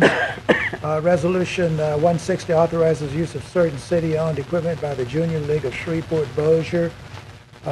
Resolution 161 acknowledges that the City Council has reviewed the 2016 Internal Municipal Water Pollution Prevention Report concerning the North Regional and Lucas wastewater plants. Resolution 162 authorizes the mayor to execute an agreement with Grambling State University relative to the Red River Classic football game. I move for So introduction. Second, with the provision that I get a brief executive summary from the chair once he's reviewed Resolution 161. We like that. Generally, in under 10 pages. That's just a quick document that gives us Wow. an idea that you've adequately reviewed that. Footnote version. That's been customary. Been customary. For being It's chairman. not a of part of the back. motion, but we accept the But motion. I'd just like to Introduce. include that as a provision of that introduction. Pretty good. Moved by the chair to introduce, seconded by Councilman Jenkins without stipulations. Okay, any discussion? Seeing none, please vote. Without stipulations, I'm sorry? Mr. Everson. Mr. Everson has voted 5-0 to the chamber. Thank you. Please continue. Renown the introduction of ordinances. Ordinance 81 amends and supplements Resolution Number 131 of 1984. The general bond resolution adopted on June the 12th, 1984 is amended, authorizing the issuance of not exceeding $20 million principal amount of taxable Move for introduction of 81. I'm sorry. Let's go with all of them, please. Mr. Chairman, do you want me to Yes, go suspend to- reading 81? Yeah, go to 82, I'm sorry. 82 amends the 2016 capital improvements budget. Ordinance 83 amends the 2016 budget funding contractual service provided by Sport Train Management Associates. Ordinance 84 has been introduced and tabled. Ordinance 85 is a zoning matter, case number C-62-16. It rezones property located on the north side of Mount Zion, approximately 200 feet east of Kingston Road, from B1 to B2. Ordinance 86 is a zoning matter, C-63-18, rezones property located in Suite 110, Piermont Office Park, on the north side of Piermont Road, from B1 to B2. Ordinance number 87 is a zoning matter, case number C-68-16. It rezones property located south of Bird Coons, approximately 320 feet west of Linwood. Move for introduction of ordinances. Second by Councilman Flory. Any discussion on the introductions? Please vote for the introductions. Motion passes 6-0-1 out of the chamber. Renowned ordinances on second reading and final passage. Ordinance number 76 amends the 2016 budget for the Grant Special Revenue Fund. So moved. Second, moved by Councilman Corbin, seconded by the chairman for the adoption of 76. Please vote. Motion passes. Ordinance 77 amends. Wait, hold on a second. I saw 6-0, but I didn't see the author of that vote. He voted for you? Okay, all right, 6-0, go, continue, I'm sorry. Ordinance 77 amends the 2016 budget for the general fund. I think it's a companion to the one that was just adopted. Second. Moved by Councilman Everson, seconded by Councilman Flory for the adoption of 77. Any discussion? None, please vote. Motion passes 6-0. Please continue. Ordinance 78 amends the 2016 capital improvements budget. Motion. Moved by Councilman Everson, Flory, seconded by the chair. Any discussion? Please vote.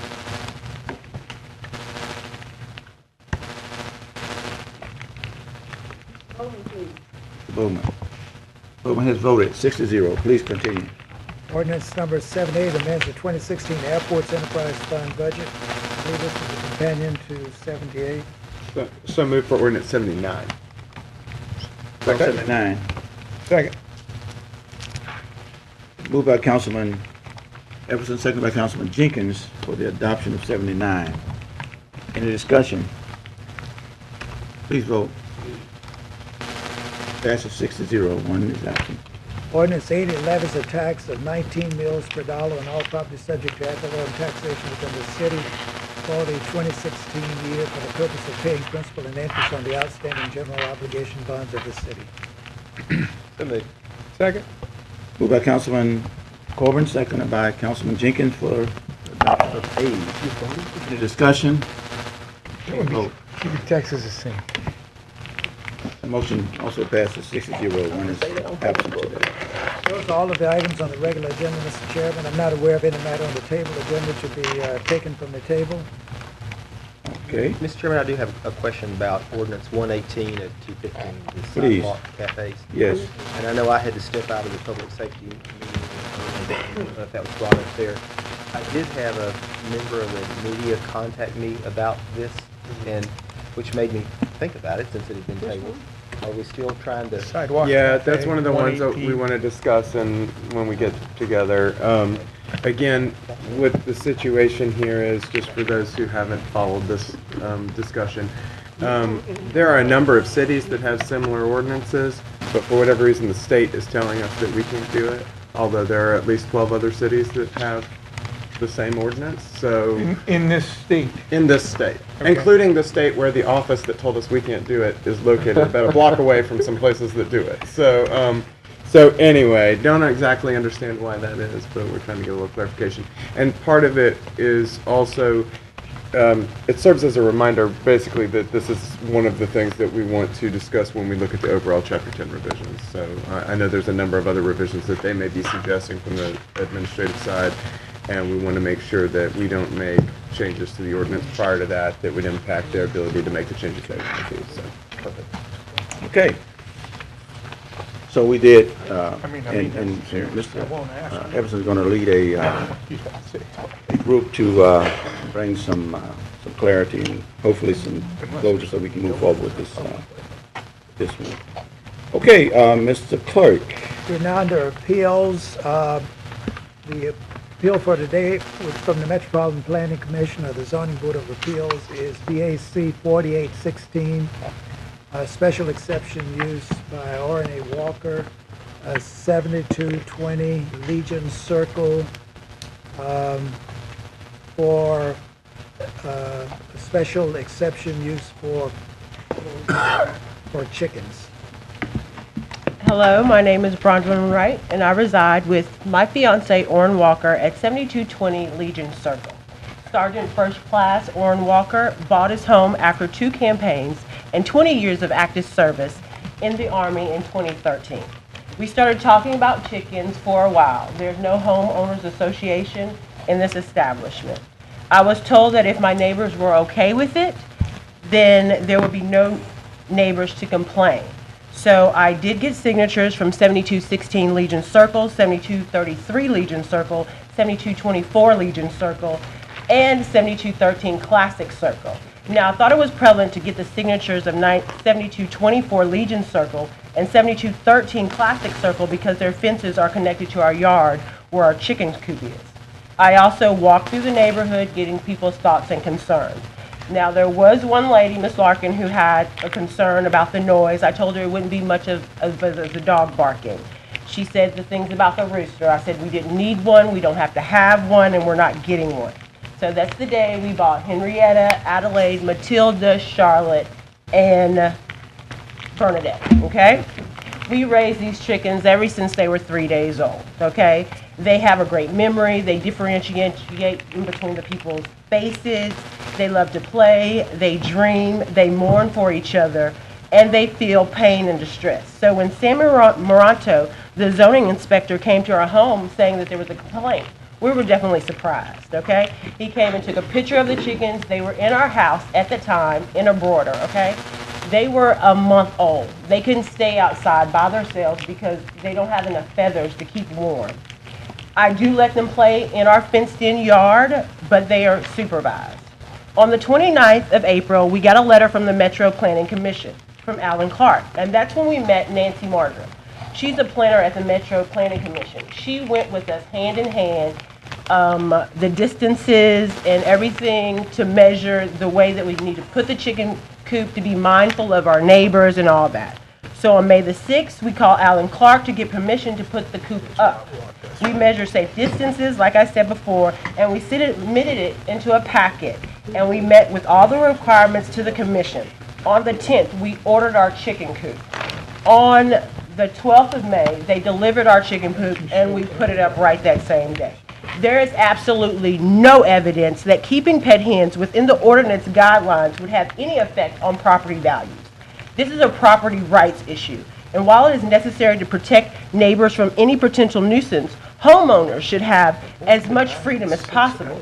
If property values decrease with backyard chicken keeping, why would major cities like Atlanta, New York, Chicago, Los Angeles, Las Vegas, Madison, Denver, not to mention our surrounding similar zone cities like Baton Rouge and New Orleans? Other parts of Shreveport can literally do this, and they're supporting the backyard chicken keeping. Chickens themselves do not smell. That is a fact. It is only their feces that have the potential to smell, which is true with the feces of dogs, cats, rabbits, and other animals that are in your yard. The main rule in keeping urban chickens is no roosters are allowed. Hens do not make a ruckus in the morning time like their male counterparts, and they are fast asleep in their coop by the time the sun goes down. And as you probably know, hens do lay eggs without the aid of roosters. Hens make a soft clucking noise that is less noisy than a barking dog or a leaf blower. Researchers say that there are actually more diseases that can be spread from dogs and cats than that from chickens. Chickens can actually keep your yard healthier because they eat ticks and insects. The fact is, city coops are typically small, clean, and attractive because people love their pets, and we live close to our chicken house, okay? And currently in Shreveport, rabbit hutches, dog houses, play sets, and workshops are all considered accessory structures and are legal. Chicken coops are very similar to rabbit hutches in size, design, and function, and should also be considered as accessory structures. The bottom line is that the proposed ordinance allowing backyard chickens in Shreveport addresses all the major concerns that are often brought up by the opponent. We want an ordinance that is restrictive but not prohibit, one that protects our neighbors from potential nuisance but allows freedom. Our pet chickens enrich our lives. They teach us responsibilities. They entertain us, they provide us with eggs, and they're literally just a lot of fun. Thank you. You're welcome. Before we have any further discussion, you may have a seat right there. Mr. Sweeney? Yeah. Yes. Yeah, questions. Oh, who have questions? Okay. That's fine. This application was denied, Mr. Sweeney. Yes, sir. Can you give us some oversight on what was the rationale? Okay. Well, the first thing I guess you need to realize is that in our current ordinance, there are no regulations on how to maintain chickens. So it's just not there, okay? But you can ask in a residential district, you can make a request for a special exception in order to have chickens, okay? And in that special exception, the Zoning Board of Appeals can set certain stipulations for that particular site, depending on the number of chickens and the arrangement of the property. So you got to remember that the applicant put these items in place before getting an approval. So this application was a reaction to justifying the situation. In other words, to rectify what was a violation of our current ordinance, which says you can't have a chickens and chicken coop unless you have a special exception approved by ZBA. So this was presented to the ZBA. We spoke, as she mentioned, one of my planners worked with them very carefully. We put a limit on the number of hens, and we also recommended a solid screen on certain portions of their screening fence so that it would not be as visible from the street or from their neighbors, okay? So those stipulations is what the staff recommended to the zoning board of adjustment here, or appeals. When we got to the meeting, there was a very significant neighborhood response to this application. And quite a few people got up and spoke. In fact, we have 8 people on record that got up and spoke in opposition to it. They felt like they moved to the city to live in the city. They didn't want to see chickens because that reminded them of the country. They did not want to be able to see the chickens or hear the chickens, and were greatly concerned about the fact that it would be of a detriment to their neighborhood. So the ZBA, understanding that didn't feel like, they felt like the neighborhood, for the most part, was pretty much in opposition to this idea. Felt like that perhaps our current ordinance, the way it's set up and structured, is not as good as it should be. For example, under the Planned Unified Development Code, it very specifically says that the chicken and the chicken coops have to be in the rear yard. Well, see, it doesn't say that in our current ordinance. It also puts a specific limit on where chickens can be. That is not right now specified in the current ordinance. So the ZBA, after weighing all the facts and all the considerations, decided that it was more appropriate in this situation to deny the application, that they felt like it was not of value to the neighborhood and in support of neighborhood opposition to this case. I heard you mention the UDC twice, and, and you, Councilman Flory, asked you earlier, was that the code we was now considering when we do applications? You said no, but no, I'm just saying that it was mentioned that if we had the Unified Development Code in place, there would be more regulations set. I mean, I want to address what's current right now. Current right now, you can put the chicken coop off to the side or the chickens to the side, and that's the case in this situation. The chickens are not in the rear yard, they're on the side yard. There was a dog run that was there, I believe, previously, and the applicant is replacing that dog run with a chicken coop, which is on the side yard rather than the rear yard. But she's not violating anything right now at this point. For sure, she's violating the whole thing. Yeah, she's violating because she didn't have the Because she didn't have approval. No, I understand the variance part, but I mean, as far as the location. The location right now is not specified in our current ordinance. That's where I was at. That's what, you're absolutely correct. Okay, all right, I understand. Okay. Now, I have Councilman Flory on the, wait for 1 second, you here 1 second? Young lady, Miss, who are you? What?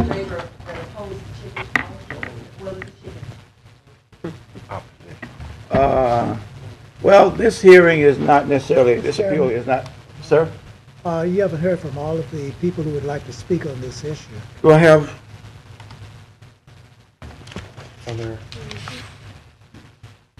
Who filled out a request to speak? You didn't fill out an application? Who filled out an application to speak? I don't have any application to speak. Oh, I'm sorry. I have, Mr. Chair. Oh, well. You didn't think they were here just because you're good looking, Well, did you? I can only respond to what I got in my hand. Fans in the audience. I'm pretty sure we can guess which row it is. Okay. Anybody who's desiring to speak on, for, or against this appeal, please submit a request to speak. And is, you know, I was thinking we was gonna get out of here early, but I guess I'm wrong. Anytime there's livestock involved. I have heard. Takes considerable time. People have passion.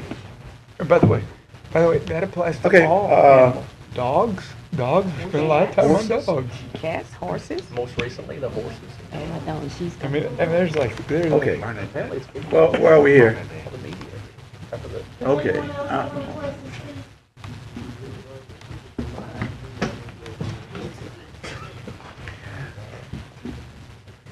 Okay, Miss. My name is Claudia Scott Larkin, and I live at 7211 Classic Circle. As long as you have 3 minutes, if you please. I don't know how to turn this lamp on, but I have I see this when I walk out of my door, and I don't want to see a chicken shack, and I do hear the chickens, and it's not a good sound to hear. Okay. Our area is not zoned to raise chickens. Okay. And we don't live in a country. We live in a city.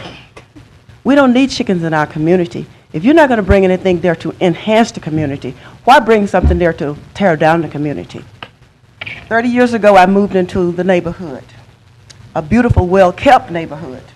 It inspired me to keep it clean, and I picked up trash for 30 years. I have pride in my neighborhood. I love my neighborhood. I enjoy where I stay, and I like the circle that I live in. The lady that said she petitioned, she did not petition me. She said, "You who?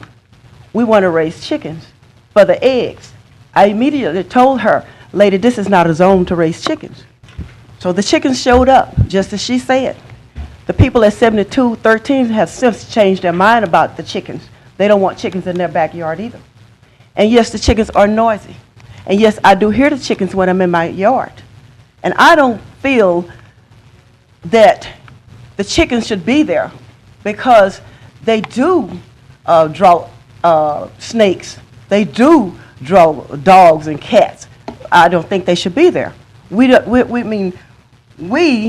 in a neighborhood where it's in the city, and I don't want any chickens there, and I strongly oppose it, and I'm very much against it. My fence is a 7-foot fence on this side. I can stand in my yard, see everything from one end of their house to the next end of their house. And this chicken shack here is what I see when I walk out of my door. And I don't want to see this. I don't think I should have to see this. I have been living there 30 years. They've only been there 2 years. I'm not saying I have priority over them, but why bring something like this to our community? It's just not right. I don't feel it's right, and it's not accepted by me. And I'm not the only one. We have petitioned 53 people saying that they don't want chickens in the neighborhood. People that have been there a long time, 30 years plus. People have been there less. They still don't want chickens because it's not a place for the chickens. And as I say, we don't live in the country. We don't live on the outskirts of town. We live in a centrally located place off of Jewella Avenue. And I strongly oppose it. Thank you, ma'am. Thank you for your comments. Okay. Well, since you're here, what's your name, ma'am? I'm Ernestine Sutz. This is also dealing with chickens in our neighborhood. As she said earlier, we have passed our letters to Mr. What? Ernestine Sutz Yeah, okay. at 7210 Classic Circle. Okay. I live across the street from the chickens. I thought you lived across here. Raising chickens within the city limit is not the norm. And I have passed letters out to Mr. Thompson's office, and if any of you want copies, I have enough for all of you. Okay. Our concerned neighbors are against raising chickens, breeding chickens in our neighborhood. This is a residential area for city limit living, not country living. Our neighborhood will begin to deteriorate, which will cause property value to depreciate. Chickens promote unsanitary, unclean conditions. Chickens are a nuisance, they're noisy, they carry an odor. Whatever the medical issues are of the requester, located at 7220 Legion Circle, such as high blood pressure, cholesterol problems, heart problems, diabetes, arthritis, or other problems, there are grocery stores that will supply chickens and eggs for healthy living. Also, health food store personnel will give valuable advice on healthy living and nutrition as well. In addition, you have medical doctors who will provide the best care if service is needed. On July 13th, we met with the Metropolitan Planning Zoning Board, and they disapproved. Matter of fact, they voted unanimously against breeding chickens. We're asking you to go against this, disapprove this. We do not need this in our neighborhood because this is a residential area for living, not country living. I have passed out sheets to Mr. Thompson with signed names, signatures, that we do not want this. So we are hoping I understand, Ms. Sutz, that this was not going to be a breeding chicken involvement. It was going to be an egg thing, you know. You said breeding. My understanding was not breeding. Yeah, you can buy chickens at the grocery store. You can buy eggs also at the grocery store. They have all colors. Pretty high, though. Different colors of eggs. And I'm sure the doctors would not recommend that you eat all of those eggs because that's bad for your health. Yeah, we receive your comments. Okay. Thank you very much. Do I need to leave a letter for all of you? Well, if you have them, you can I share have them with the plenty of clerk, and we'll be happy to review them. It is interesting to see how different people perceive these things, because certainly I hear, the neighbors saying they don't like this because it may devalue their property or makes them feel country. But I also know people that live in my district who are the bougiest people that live in my district that have chickens, and they are the most expensive pets that they have.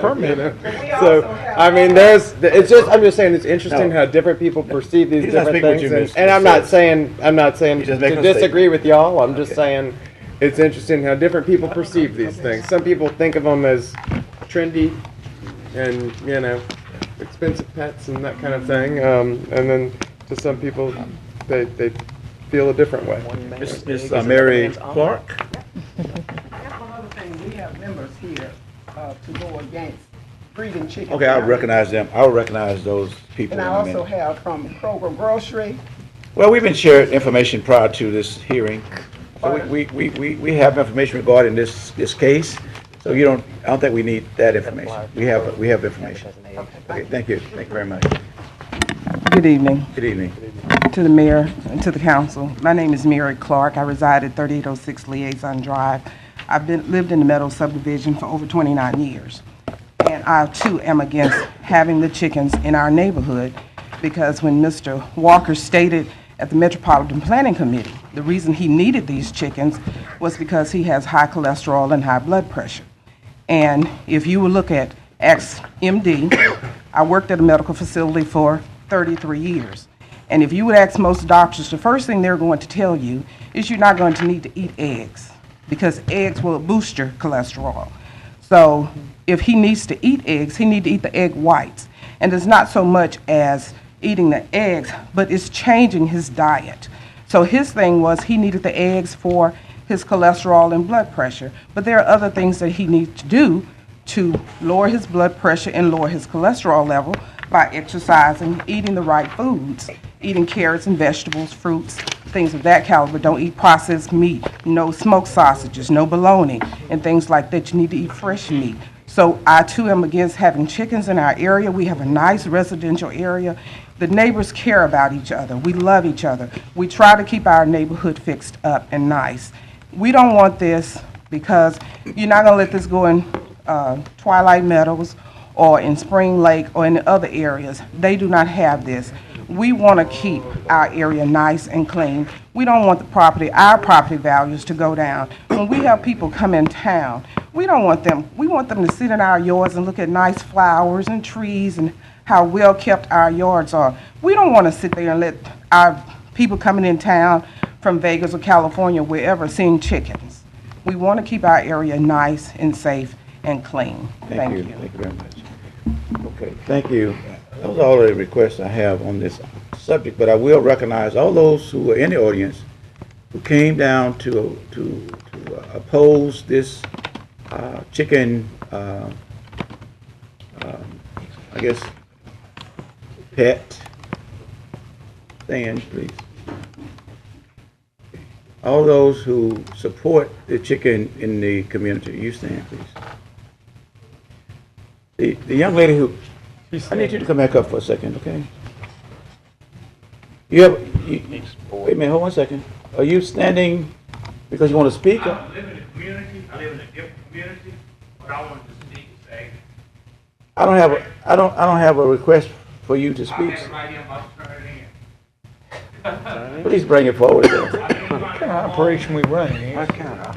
We don't have that sign that says you give it to the clerk anymore? I guess I need somebody to instruct them. Right here, stand right here. One I'll second. do it this. Well, let me say I consider it an honor, a privilege, and a pleasure to have this opportunity today to come Give us before your this name and great your address, board. sir. My name is Johnny Williamson, and I live at 312 P Avenue, Allendale, heartbeat of the city. Okay, make your expression real quick. 3 minutes, okay? 3 minutes. The chicken coop is not in my neighborhood, but I'm here to say we love to have it in Allendale. We never get anything in Allendale. I just had a meeting with a planter upstairs because I'm trying to start an aquaponic garden. So all of you city councilmen and mayor, You're gonna be seeing me real soon, begging, please. So, I heard your problems, but I live in Allendale. I listen to gunshots, bottle throwing, cursing, cars burning rubber, shooting. I love to hear a rooster crow in the morning. The other morning, about 3 o'clock, I could hear somebody saying, Johnny, Johnny. My wife said, you going down there? I said, I don't have no choice. I gave this person a ride, and he left his umbrella in my truck. And he said he believed he was going to need it. So I love to hear a rooster. So again, I know I'm probably out of order, but I just want to say, being an old country boy from Alexandria, grew up with chickens, ducks, and turkeys, bring the chickens to Allendale. I've got several lots. You can use one of those lots. Love to have you. But again, you'll be seeing me soon, and this is just an opportunity for me to introduce myself to the council and to the mayor who I used to work for. So, thank you for this opportunity. Thank you very Nowhere but in America would I get a chance to speak. Thank you. Thank you. Thank you. All right, before we bring this up for consideration, the young lady who spoke regarding in support, who's the owner of the chickens, I mean, we deal with compliance issues, codes. You started off being out of compliance. You understand? I thought, because I did call animal control and I did call the zoning commission. What I thought was if I had all my neighbors in agreement with me, and that was the problem. Because when I told Miss Larkin, she was complaining about the rooster. We won't have one, so I didn't think her problem was valid because I don't have to deal with that situation. We don't have roosters.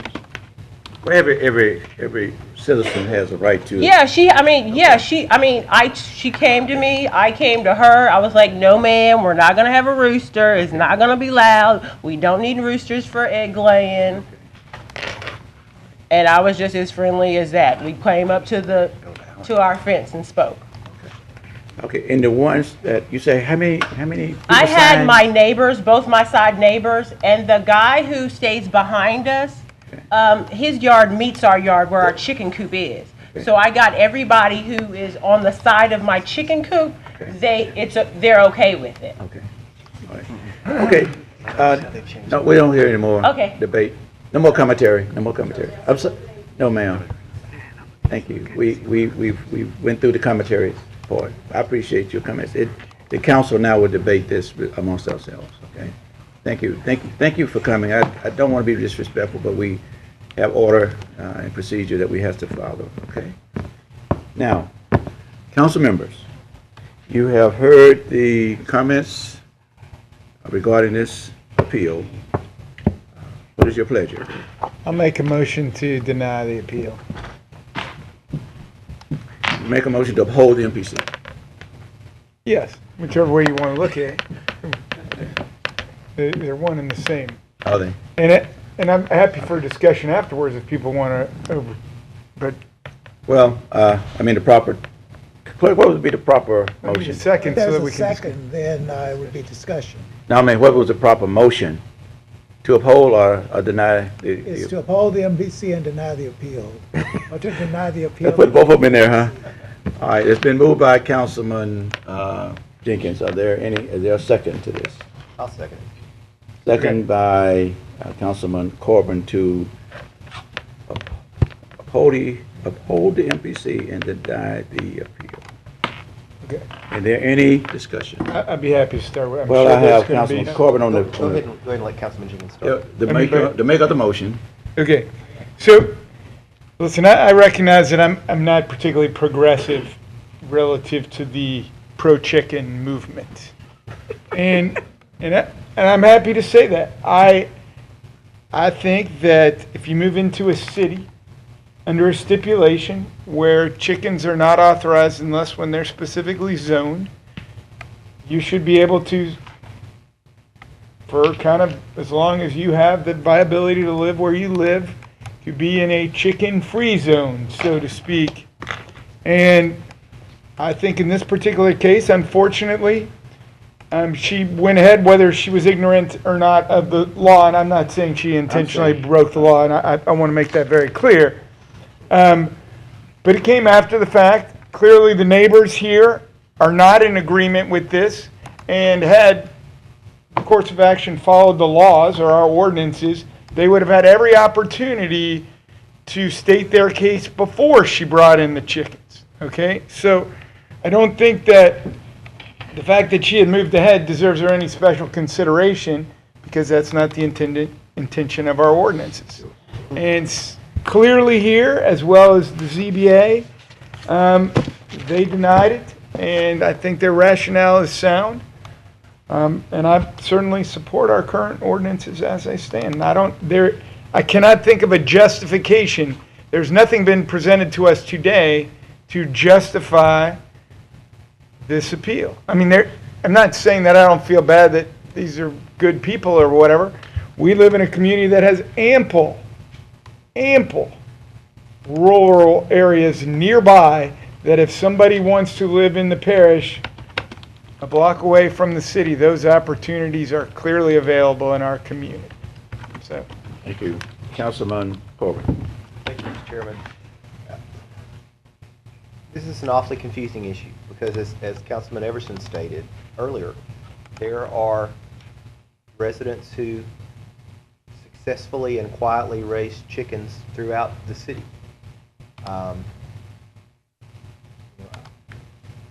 Whether you're a chicken lover or not, I kind of think back to when I moved in the neighborhood I live in now. It was an older neighborhood, and we were some of the first people with small children. And when our children were small, there's probably a couple of years that some of the neighbors would have liked to appeal us and get rid of small children for a few years until they settle down. I understand that. I think part of the confusion with this case, too, is when they went to MPC and MPC staff helped them, I think that left some opportunity for, this is okay, you're on the right track. So I think there's a lot of misunderstanding along the way in this. But ultimately, the way it is now, if the neighbors appeal and the neighbors are outweighing, then I think that we have to support the neighbors on this. It certainly may have helped if the chicken coop had been put in the backyard first instead of the side yard, but it's a little late for that at this point. But hopefully this is one of the things that when we move forward with UDC, it will be a little clearer, and we will be able to help homeowners and neighbors understand where we are a lot easier. Thank you, sir. Councilman Fleury. Mr. Chairman, I feel like that we don't, even though we haven't set up the UDC yet, when it comes forth, I feel like that it's going to have a provision in there with guidelines for chickens. Now, what are you going to do if you kill Bernadette now and you elect that we adopt the UDC? Don't you have any compassion for that?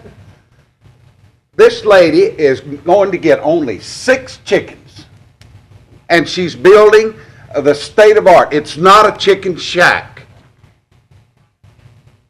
It's a chicken coop. And as far as looking at it every day, I think the unfair thing about this is we've got rich folk in Shreveport right now with chickens because they were grandfathered. And I don't think it's an issue here that I understand the community and your neighborhoods, but don't we have a little mercy with somebody that made a mistake and bought some chickens to enjoy and to have eggs? And so I'm going to be voting against this because, yes, the zoning board turned it down, but the MPC did their job. When she came in there, they took her and walked her through it.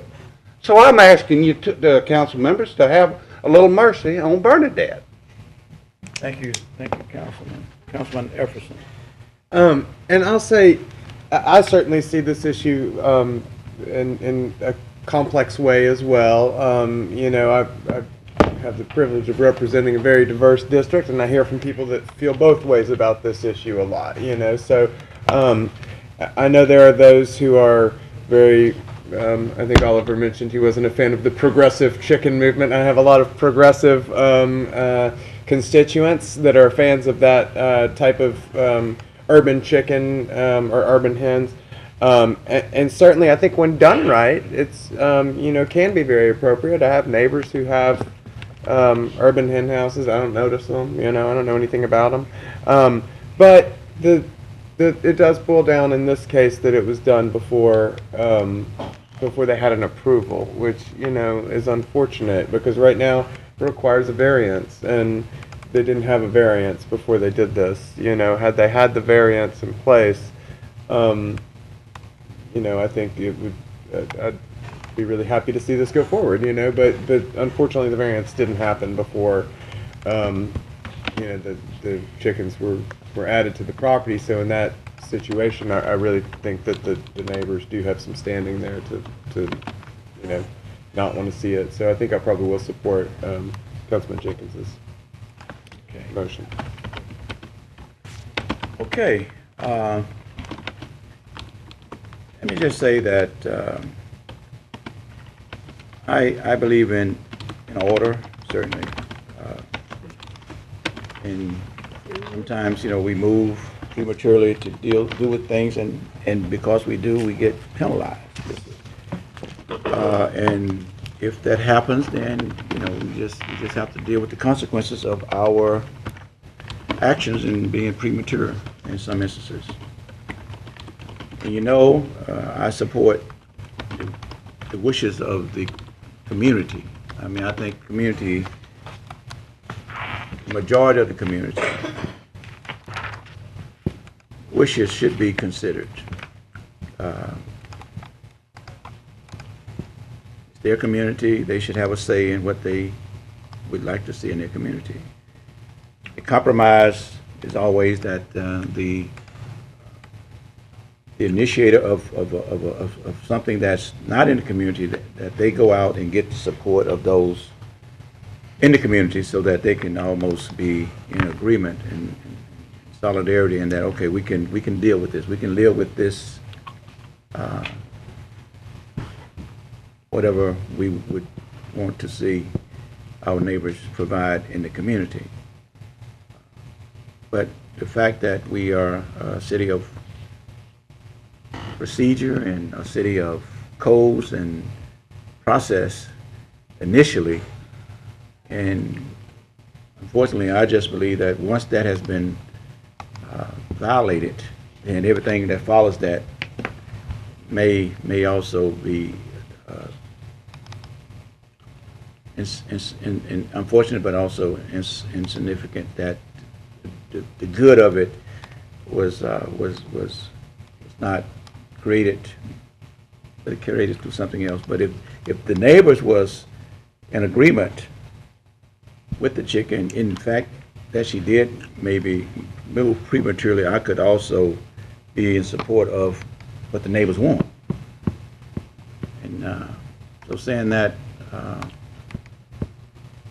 I just believe the message should be that we would require our residents to go through the proper procedure to get things done. Discussion has been taken. I call for the vote. The vote is to uphold the MBC and deny the appeal. Please vote.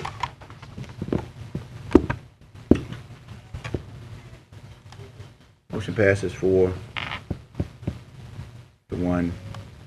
2 out of the chamber. Thank you for your endurance of this appeal. All righty. Mr. Chairman, Yes, sir. if you're ready to move forward, we have a taxi appeal by Mr. Gregory Tucker. I think that Captain Joey Bartlett will present the case for the police. Mr. Tucker present today.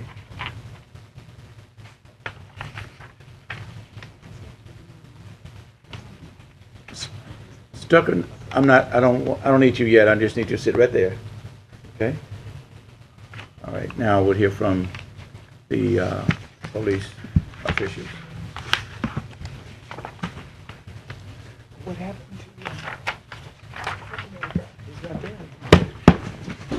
All right, please welcome and thank you for coming, and can you tell us the details of this denial? Okay, yes, sir. This is Captain Bartlett. This is Yamika Mitchell. She's actually in that division. Okay. And I'm going to let her explain events. Good afternoon, everyone. My name again is Yamika Mitchell, Shreveport Police Department Vehicle for Hire Division. And this is an appeal for Mr. Gregory Tucker that was denied for his vehicle for hire permit due to his criminal history. Repeat that last sentence. He was denied for his vehicle for hire permit due to his criminal history. Because of his criminal history. Yes, Okay, sir. Please continue. Okay. He came in on April 4, 2016 to renew his vehicle for hire permit. Okay. Upon which, at that time, when we ran his criminal history latch, we discovered that he did, in fact, have a charge on 3/15/2015. Okay. Now, according to the city ordinance, we suspended his file due to the outcome of his case. And once the case was solved and closed, that's when we made the decision to deny the permit according to the city ordinance. Okay. All right, I'm pulling the ordinance. Okay. All righty. Did you say that he had a permit previously? Yes, he had one before. And do we, as a routine, do we check people who have existing permits occasionally and run their criminal history? Every time they renew or they get we have a new person, we run their criminal history. When was the last time his had to be renewed? The year prior. Okay. We renew a vehicle for hire permit yearly. Looks like he had a progressive list of infractions. Just to confirm, but he's been here before because we've denied him before, correct? Several years ago? No, sir? No. You weren't here in front of us one time before? Okay. So he had license to operate. And what changed over the last year? He had a charge on 3/15/2015, and at that time that he came in to renew, we didn't have that information. Didn't show up on his record yet. Right, it did not show up. Okay. So this time, when I ran him, it popped up. Is that standard? Is that standard protocol that if somebody gets an offense in the interim of their year, that they will be reviewed and you will consider that as a violation? When they come in to renew their permit, Yes. and we run that criminal history latch, Yes. I'm reviewing it at that time. So if they have a charge or anything that's against the city ordinance, I have to stop then and have it reviewed by my supervisor, at which times that's who's going to make that decision. So anyone who's operating driver for hire company or driver itself, Yes, sir. from your records and historically, if they get any violation in the interim, they get denied. I'm not going to say any violation. I'm going to say the violations according to the city ordinance 102-62. Those are the qualifications. Those are your requirements that you need to. But his violation met the criteria in which he was to be denied. Correct. Correct. Okay, Mr. Tucker, come forward, please, sir. All righty, sir. Tell us what you feel is the problem here. I already had, it was a first offense. I'm sorry? I was acquitted of my charges, so while that was going, I already had the same previous charge, which it was first offense. I already had this charge before I got my license the first time. I just got another first offense again. So it's really the same ramifications of me getting the last one. I'm saying it's the same in section 102.62 it says a felony grade, in which my charge wasn't felony grade, it was possession of marijuana.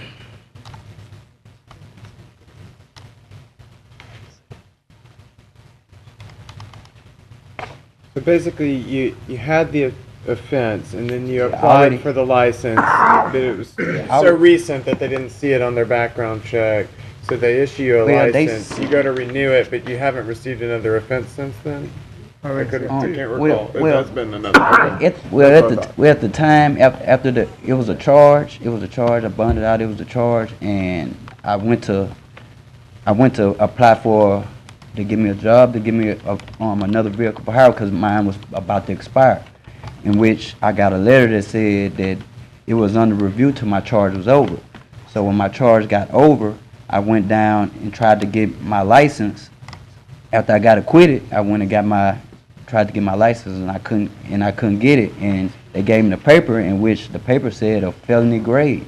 It says he has been convicted of any other felony or any misdemeanor involving moral substitute, in which any one of those other charges, like if you get caught with any other drug or anything, it's not going to be a misdemeanor. I'm saying if you get a distribution charge or anything, it's not going to be a misdemeanor. This is the only drug that is a misdemeanor, and the max of was six months probation, 0 to 6, and I could have got probation with the charge. I'm saying. Okay. Are you currently driving? Now right now I've had a chauffeur license for like 10 years now. And I own a couple houses, and I rent out houses. But This is my side job. I have 5 kids, so kind of easy. You want to follow up on that? Excuse me one second, sir. At the time that he got the charge and he came in to renew his vehicle for hire permit, the court, it was still pending. He was still going to court. That's why we suspended his vehicle for hire permit. We didn't act on it. We didn't approve it. We didn't disapprove it. It was just pending. So when he got done with his court case, that's when a decision was made to approve or disapprove. And at that time, it was denied. I see. Attorney, you want to make some comments on this? I do want to make a statement to the council as well. With these vehicle for hire permits, I mean, it's a very sensitive subject. You're coming in contact with the public on a regular basis, and the provisions set forth in 102.62 especially say that you should not be allowed to operate as a vehicle for hire if you've been charged or found guilty of illegal possession or sale of a use for narcotic felony grade. On 5/24/2016, according to the clerk minutes, Mr. Tucker was found guilty of possession with intent to distribute Schedule I controlled dangerous substance. So not only was he held in possession of it, this is possession with intent to distribute, which is a higher grade. It's not as if it were personal consumption. This is a larger amount. So given the fact that the police department has found him to be in violation of 102.62 and they have revoked his vehicle for hire license and permit, it would be the recommendation of this office as well to support the action of the Shreveport Police Department. Thank you, sir. Mr. Tucker. Yes, sir. I was acquitted of charge. I was put on the news for intent to distribute, and I was acquitted. And I was gave a possession of marijuana. I got 6 months probation. I could have got 6 months probation. The judge gave me the max and said I smoked marijuana around my kids, in which we went to trial and had a 12-person jury, and they all found that I was only in possession of 38 grams of marijuana. I'm saying, and the statute, the current statute is 14 grams to 2.5 pounds is a misdemeanor. So I'm saying up to 3 times. Then your 4th time is a felony. I thank you, sir. Okay. You know, I mean, comes with the territory that we have to make decisions regarding people's livelihoods. The issue is, how do we view this in regards to our responsibility to these type of jobs? I don't have to tell the council. Not too long ago, we had a situation that happened that we had to deal with because of our liability in doing and allowing and issue these type of permits. Sir, we are finished with the commentary. I'm sorry. So, what is the wishes of the council regarding this appeal?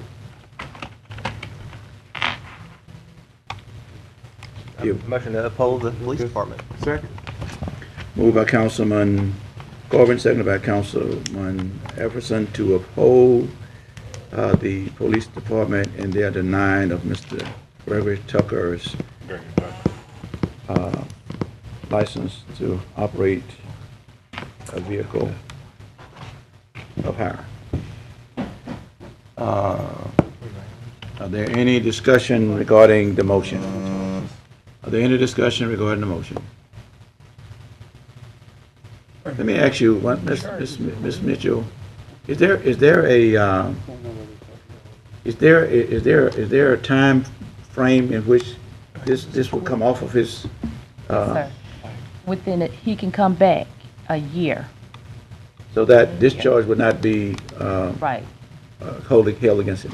Right, he has a year. If he 'cause stay this is- clean this and is a nothing happens within a misdemeanor. year, he's If he clean. doesn't have any other things coming on his record, Okay, but I think it's 5 years, isn't it? that's for a felony. For felony.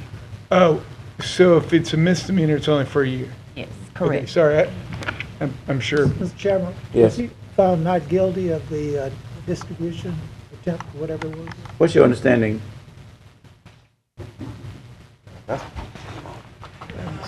I mean, we can hear from him, but whoever has the right information regarding this incident. Clerk's minutes reflect on 5/24/16, State of Louisiana versus Gregory LaShawn John Tucker, possession with intent to distribute Schedule 1 controlled dangerous substance. The accused being present with counsel, Michael Bowers, defendant having previously been found guilty as charged, now comes for sentencing, whereupon defendant was sentenced to serve 6 months in parish jail. The court ordered defendant to be given credit for time served. So he was Okay, found so, guilty. I mean, so the sentence was less, but the charge was never dismissed. That's correct. Okay. Okay, and it does say in here that it's 5 years, whether it's a misdemeanor or a felony, and maybe I'm reading this incorrectly. Well, I appreciate that, but I think if it goes back into their jurisdiction, then they can address it in the proper manner.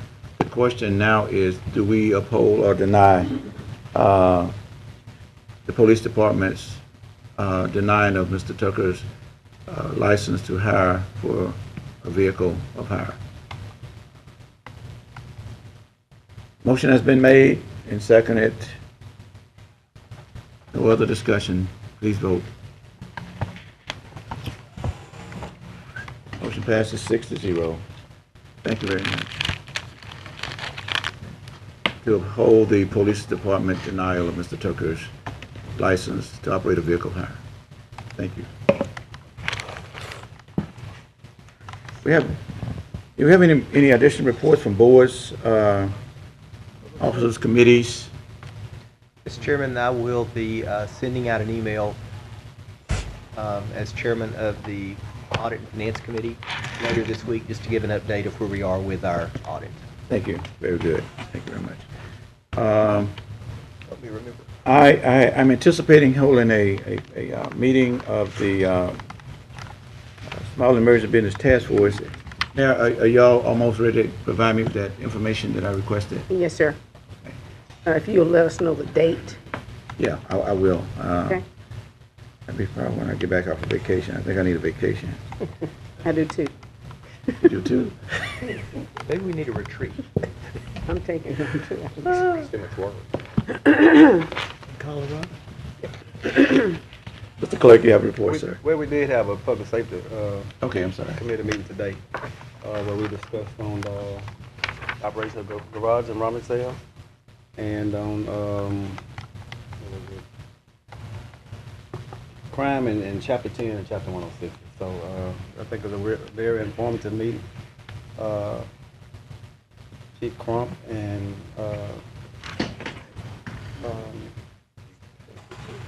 what is it? Deputy Chief.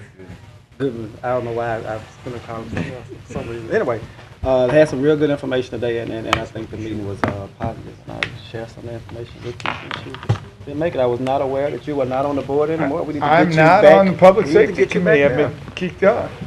Somehow. Okay. And I think it was, again, a very productive meeting. I think we got some directions on how we can address some of the issues that came up. And I thank you, Chair, Mr. Bowman, for chairing that meeting. Mr. Clerk, I'm sorry, did you say you had any information you want to report from the clerk's office? I'm sorry. Clerk's report? Oh, we have none, Mr. Chairman. Okay. I was trying to make up something, but I didn't have to. Well, don't make up nothing. We good. We have enough without making up something. But thank you for your service. You do a great job for us. Additional communications, Mayor? Nothing, thank you. Mayor has none. Any council members have any communications? I just want to make a comment, Mr. Chairman. Yes, sure. Chief Wolverton and the fire department collected items to send to South Louisiana, and I thought that was absolutely fantastic. That came out on Facebook, fire department Facebook, and then it just kind of snowballed. But thank you, Chief, for leading that effort. Thank you, Councilman. I had a note somewhere, I can't find it, that Clark and DOTD was having a meeting in these chambers. It's Thursday. Are you aware of that, Mr. Clerk? No, I don't have a note on that. I think I saw it too, but I didn't. To give a report, and the anticipation is that it'll be a report on their I-49 inner city corridor versus the other options, route options. I'll follow up on that, but if any, are you aware of it? We have that meeting down for September the 9th. September the 9th? Yes, sir. Okay, thank you, thank you. Thank you, Mr. Crawford, I appreciate that. And that would be before we meet again, so any council members that could be present, I would appreciate it, because, I mean, it's going to be very important that we are up to speed on what's going on with that project. Okay. Any other communication from the council members? Seeing none, we're going to move forward with public comments. Mr. Sammy Mears, are you present, sir? I'm glued to the chair. I'm sorry? I was glued to the chair. You're glued to the chair. No, You're glued to the chair. We got to get out of here. Sammy Mears, 1901 Centenary Boulevard, Shreveport, 71101. If I do ever spend my time with a bird, it's only going to be a canary. I just want to let you know that we need prayer at Springs of Grace Baptist Church because we've been in a transition situation just recently where we're kind of pastorless. We don't have a pastor right now full time, and we're going to have comments and questions this coming Sunday about our situation of whether we're going to be thinking about relocating or whether we're going to stay on Hearn Avenue. And I'm letting it be known Sunday to my church family that I'd like to stay on Hearn Avenue. And the reason is I've been a member there for 31 and a half years, and I wouldn't dream of wanting to relocate or disband. It means a lot to me there as it would everybody else. We spent our years there. I can't speak for how many other people have been there a long time, but we've spent our years there and we love our location. So keep us in prayer that things will work out, that we'll get some more members, and that we'll have a full-time pastor and things will get back to normal, and we'll have members who will come and join our church. We really need prayer for that. Thank you. Because I love my place. I just wouldn't think of leaving it. And now, just to tell you also that I know that over there in Jeremiah 33, verse 3, it says, "Call to me and I'll answer you and show you great and mighty things which you don't know." Yes, sir. So, in Proverbs 3, 5, and 6, we trust in the Lord with all your heart and lean not to your own understanding. In all thy ways acknowledge him, he'll direct your paths. Yes, sir. Now, from the serious to the ridiculous. Lucy thinks that she's Peter Pan. I was watching last Friday, and she was determined to take skiing lessons. But apparently she made Mr. Mooney so mad, he said, Mrs. Carmichael, my instructor told me to give this up 16 years ago, but you broke a world's record in 5 minutes, and then he walked out on her. So she proved she was going to ski. She had a slope up like this. And she said, who lowered the ground? And then she let go of something, and she took off like this, just flying off into the wild blue yonder. And Vivian said, Lucy, come back here. And then the next thing you know, she was back all right on Mr. Mooney's back, who had to carry her from his home back to her home. And then he looked at Vivian and said, all I know is I stooped over to tie my shoestring, and Peter Pan came flying in with a perfect landing. Thank you. Thank you, Sammy. Mr. Brandon had left a request to speak. He wanted to express to the mayor his appreciation to her for being a part of the backpack school giveaway in support of the Northwest Louisiana CDC cause in their mission. He's not here. Mr. Brandon's not here. Now, I have you also, Mr. David Wright. Yeah, I have you also. So you want to come on down?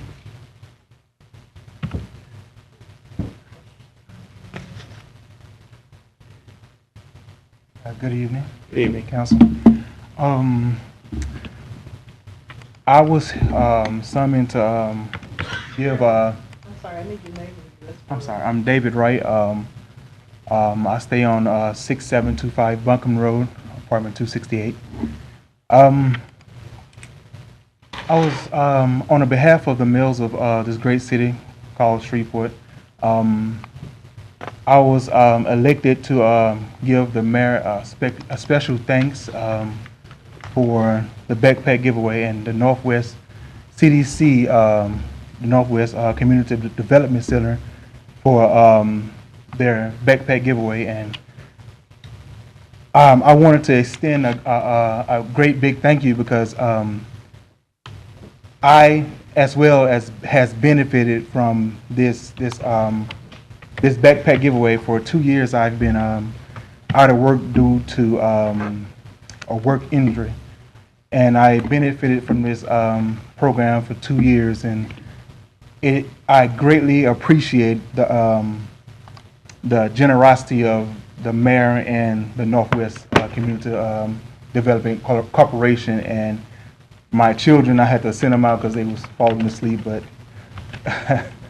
they thank you as well. And that's all I have to say. But you're not involved with the CDC, but you're just a recipient of their goodness. Yes, sir. And you appreciate that. Yes, sir, I do. Thank you. Yes, sir. Thank you for coming down and making those expressions. All right, thank you. And how old are your children? I brought 3. I have 4, but I brought 3. The 3 that was here, Shekinah, she is 10. Okay. Grace is 9. Israel is 4 in pre-K, and they have a lot of specimens and I mean specific details of what they have to have. So, sure. And it gave them a great start, Yeah. to the school year. And I have a 16-year-old. Okay. Well, finna go 17 in November, and he as well has benefited from it. And I mean, it gave him we didn't have the necessary funds to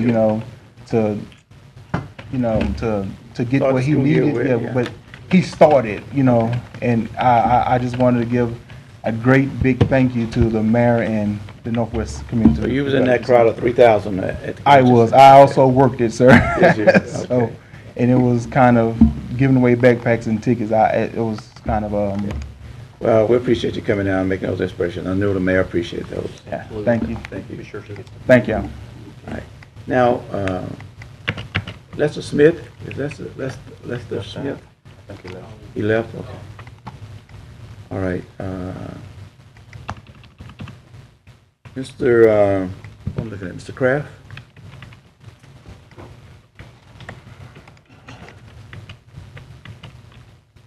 Good afternoon. Kenneth Kraft, 157 Archer, Shreveport 71105. Hope y'all aren't feeling too henpecked today. Yesterday, I reminded some folks that yesterday was the 20th anniversary of President Clinton signing welfare reform.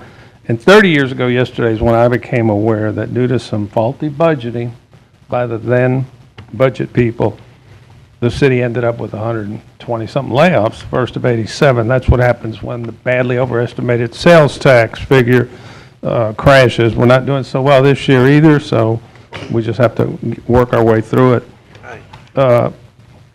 Probably the main reason I'm here today is kind of a reminder.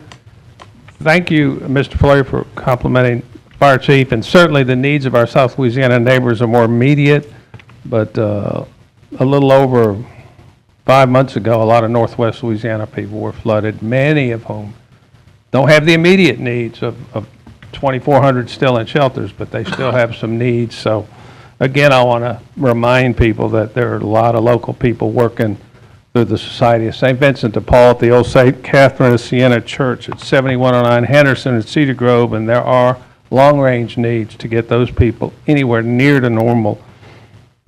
Finally, I'd like to invite anybody who's interested, and I emailed Brian and the mayor and some of y'all that they got all kind of clearances from the King Center in Atlanta and a hold harmless agreement from Dr. Wilson and State Civil Service and the Attorney General and the Ethics Board, and I'm going to recite I Have a Dream in its entirety Friday at noon at the South Milam Street lawn of the courthouse. It's free. It's open to the public. The main purpose is to educate, hopefully, young people who were not born 53 years ago when that epic opus was delivered at the Lincoln Memorial. I just want to get it out there, and maybe some school teachers can talk about it and kids can learn and educate themselves, but nonviolence is definitely a preferred method. So the whole thing will probably take 11 and a half to 12 minutes. And certainly, I just caution people, you can film it and keep it for your own use, but you can't profit from it. It's got some legalities into it. That's why there can't be a fee, and don't try to film me and then sell it to somebody. That wouldn't be appropriate at all. It's simply a marvelous piece of inspiring speechifying by one of the best. And the last thing I can tell you guys is good luck with the budget, because you're certainly going to need it for 2017, and best of luck with that. Thank you very much. Mr. Slack.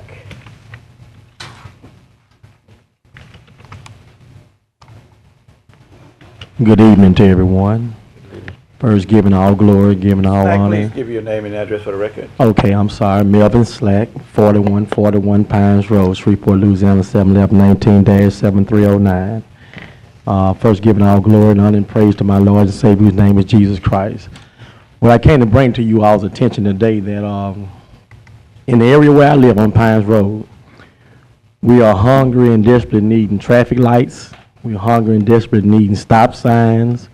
We're hungry and desperately need speed limit signs, due to the fact that we done had, if I'm not mistaken, there's been 6 accidents in the last 2 months, right between the La Tierra area all the way up to Bill Cockrell Community Center. And I have brought this to the board's attention maybe previous to this time, and no action has been taken as of yet. So I'm coming again, because you know I'm not going to stop asking. I'll be here until it gets done.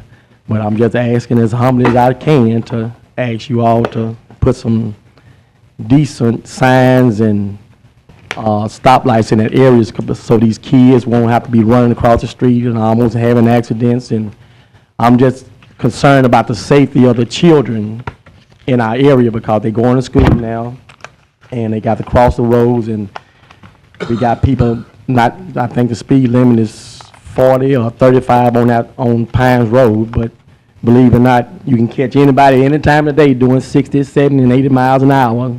Won't even stop for the humps in the road. So I'm just asking once again. I know Miss Otter Tyler hands are tired, they're full because she has a lot to do, but I'm just asking one more time, as humbly as I can, to please place some traffic lights out there, some stop signs out there, some speed bumps or something, to stop these kids and stop these people from having so many accidents on the Pines Road, because like, once again, I'm a single father with 2 boys that I would love to see being raised the right way and be able to make it to the age that they're supposed to make it to instead of getting killed. So if you all would please just, I know everybody's hands are full. I'm just asking for safety for the children, because like I said, I got 2 kids. So if you all would just take some time out and take care of Pines Road, I would greatly appreciate it. Thank you, sir. Thank you. That's all I have. Councilman, are you familiar with this request? Yes, with 4100 block of Pines Road directly in front of, right by Bill Cockrell. Right, that's why I live. Mr. Westerman, if you would come up, I had, Oh, we did? Oh, well, that's all we Those things take time, you know. Yes, sir. On dealing with the traffic lights, on Pines Road, 4100 Pines Road, didn't we do a traffic, a light study on that block? I believe the traffic engineering did perform a study on that and whether or not a traffic signal would be warranted at that location. I don't recall the end results of their study, but if I do recall correctly, they did not feel that one was warranted. I would have to verify that with Michael Erdlin, our city traffic engineer. Okay, we'll do that. Thank you.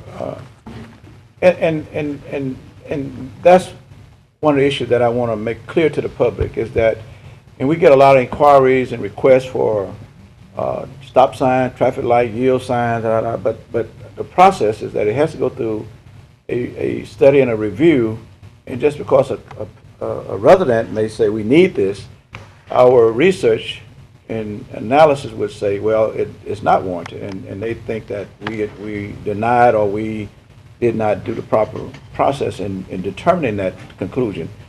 So I just want to make that clear. That's the process, Mr. Westerman? Yes, sir, that is correct. Anytime you make a request of that nature, it has to be looked at and studied with respect to the standards that are established for the placement of any traffic control device. In order to place that traffic control device, you need to meet the minimum standards that are required and as recommended by the MUTCD. Mr. Slack, you were raising your hand, but your time has expired. What I'm gonna yield 1 second. Tell me what you trying to make. What point you trying to make? Thank you. Pertaining to what he was talking about, the people did come out there and put a little little thing on the side of the road with Bill Cocker Community Center, what Paul tells about. They only stayed 30 minutes. I mean, how in the world you gonna get? Well, I mean, that's how much time you saw them. You don't really know how much time he was there, though, right? No, I was there in front of my house. I mean, they could have come back later on. They was in front of my house. I don't play no game. Okay, well, okay, I accept your statement. I accept your statement. What they installed were traffic counters. I see. Okay, they were out there for a period of time while the installation of the traffic counters would be placed. I see. And then the equipment then would keep a track of with how many cars are traveling up and down the road. I see. And then after a week, usually about a week, they'll go out and collect the equipment. I see. All right, thanks, you. Robert. Thank you for the explanation. Thank you. All right. And one thing I'll just mention, just a recent, thing, there was I'd had a persistent calls from neighbors along a certain street where, traffic engineering went out there and looked at it, and I think traffic engineering was correct when they studied the prevention methods. They didn't really have one that would work in this situation that they thought would really improve it. So that wasn't the answer that the residents on that street really wanted to hear. But we reached out to the mayor as well, and even though it's not a permanent solution, what they did is installed one of the one of those speed monitors that projects the speed so people can see. And while I understand those don't, they eventually wear off the impact of those. But when they are there, it does help a lot. I've noticed, I work near this location where these people had been complaining, so I drive by there to see if it looks to be working, and the traffic slowed down considerably. So, I mean, these things, while they may not be permanent, so we may not be able to provide the solution that Mr. Slack is looking for, but there might be some other things that can be done that can help provide some additional safety for him and address his concerns in a different way. We're glad to revisit it. Thank you. Yes, Thank you. Thank you. All right, Ms. Felicia Storgins.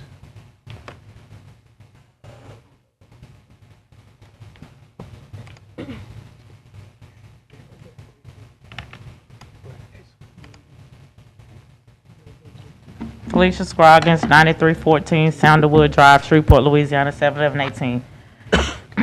Again, like I said, I'll be here every time I'm off work to be here.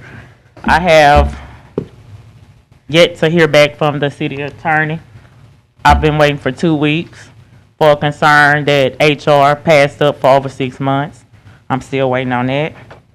And it's kind of funny that the mayor would leave during the time of the public That's not comments. relevant, Ms. Struggle. Well, I feel like it is, so, I mean, it's my time to speak, I just feel like I should Not be. the mayor's meeting. But I'm just saying, we have concerns, she's here to Just take tell your- us about stuff, so why she can't hear what we have to say about concerns? A lot of people had to thank her or have Just have state your- stuff to state your address her concern, on. and we'll address that, okay? Well, that's what I have to say, for is her stepping out on the time when she's representing the city.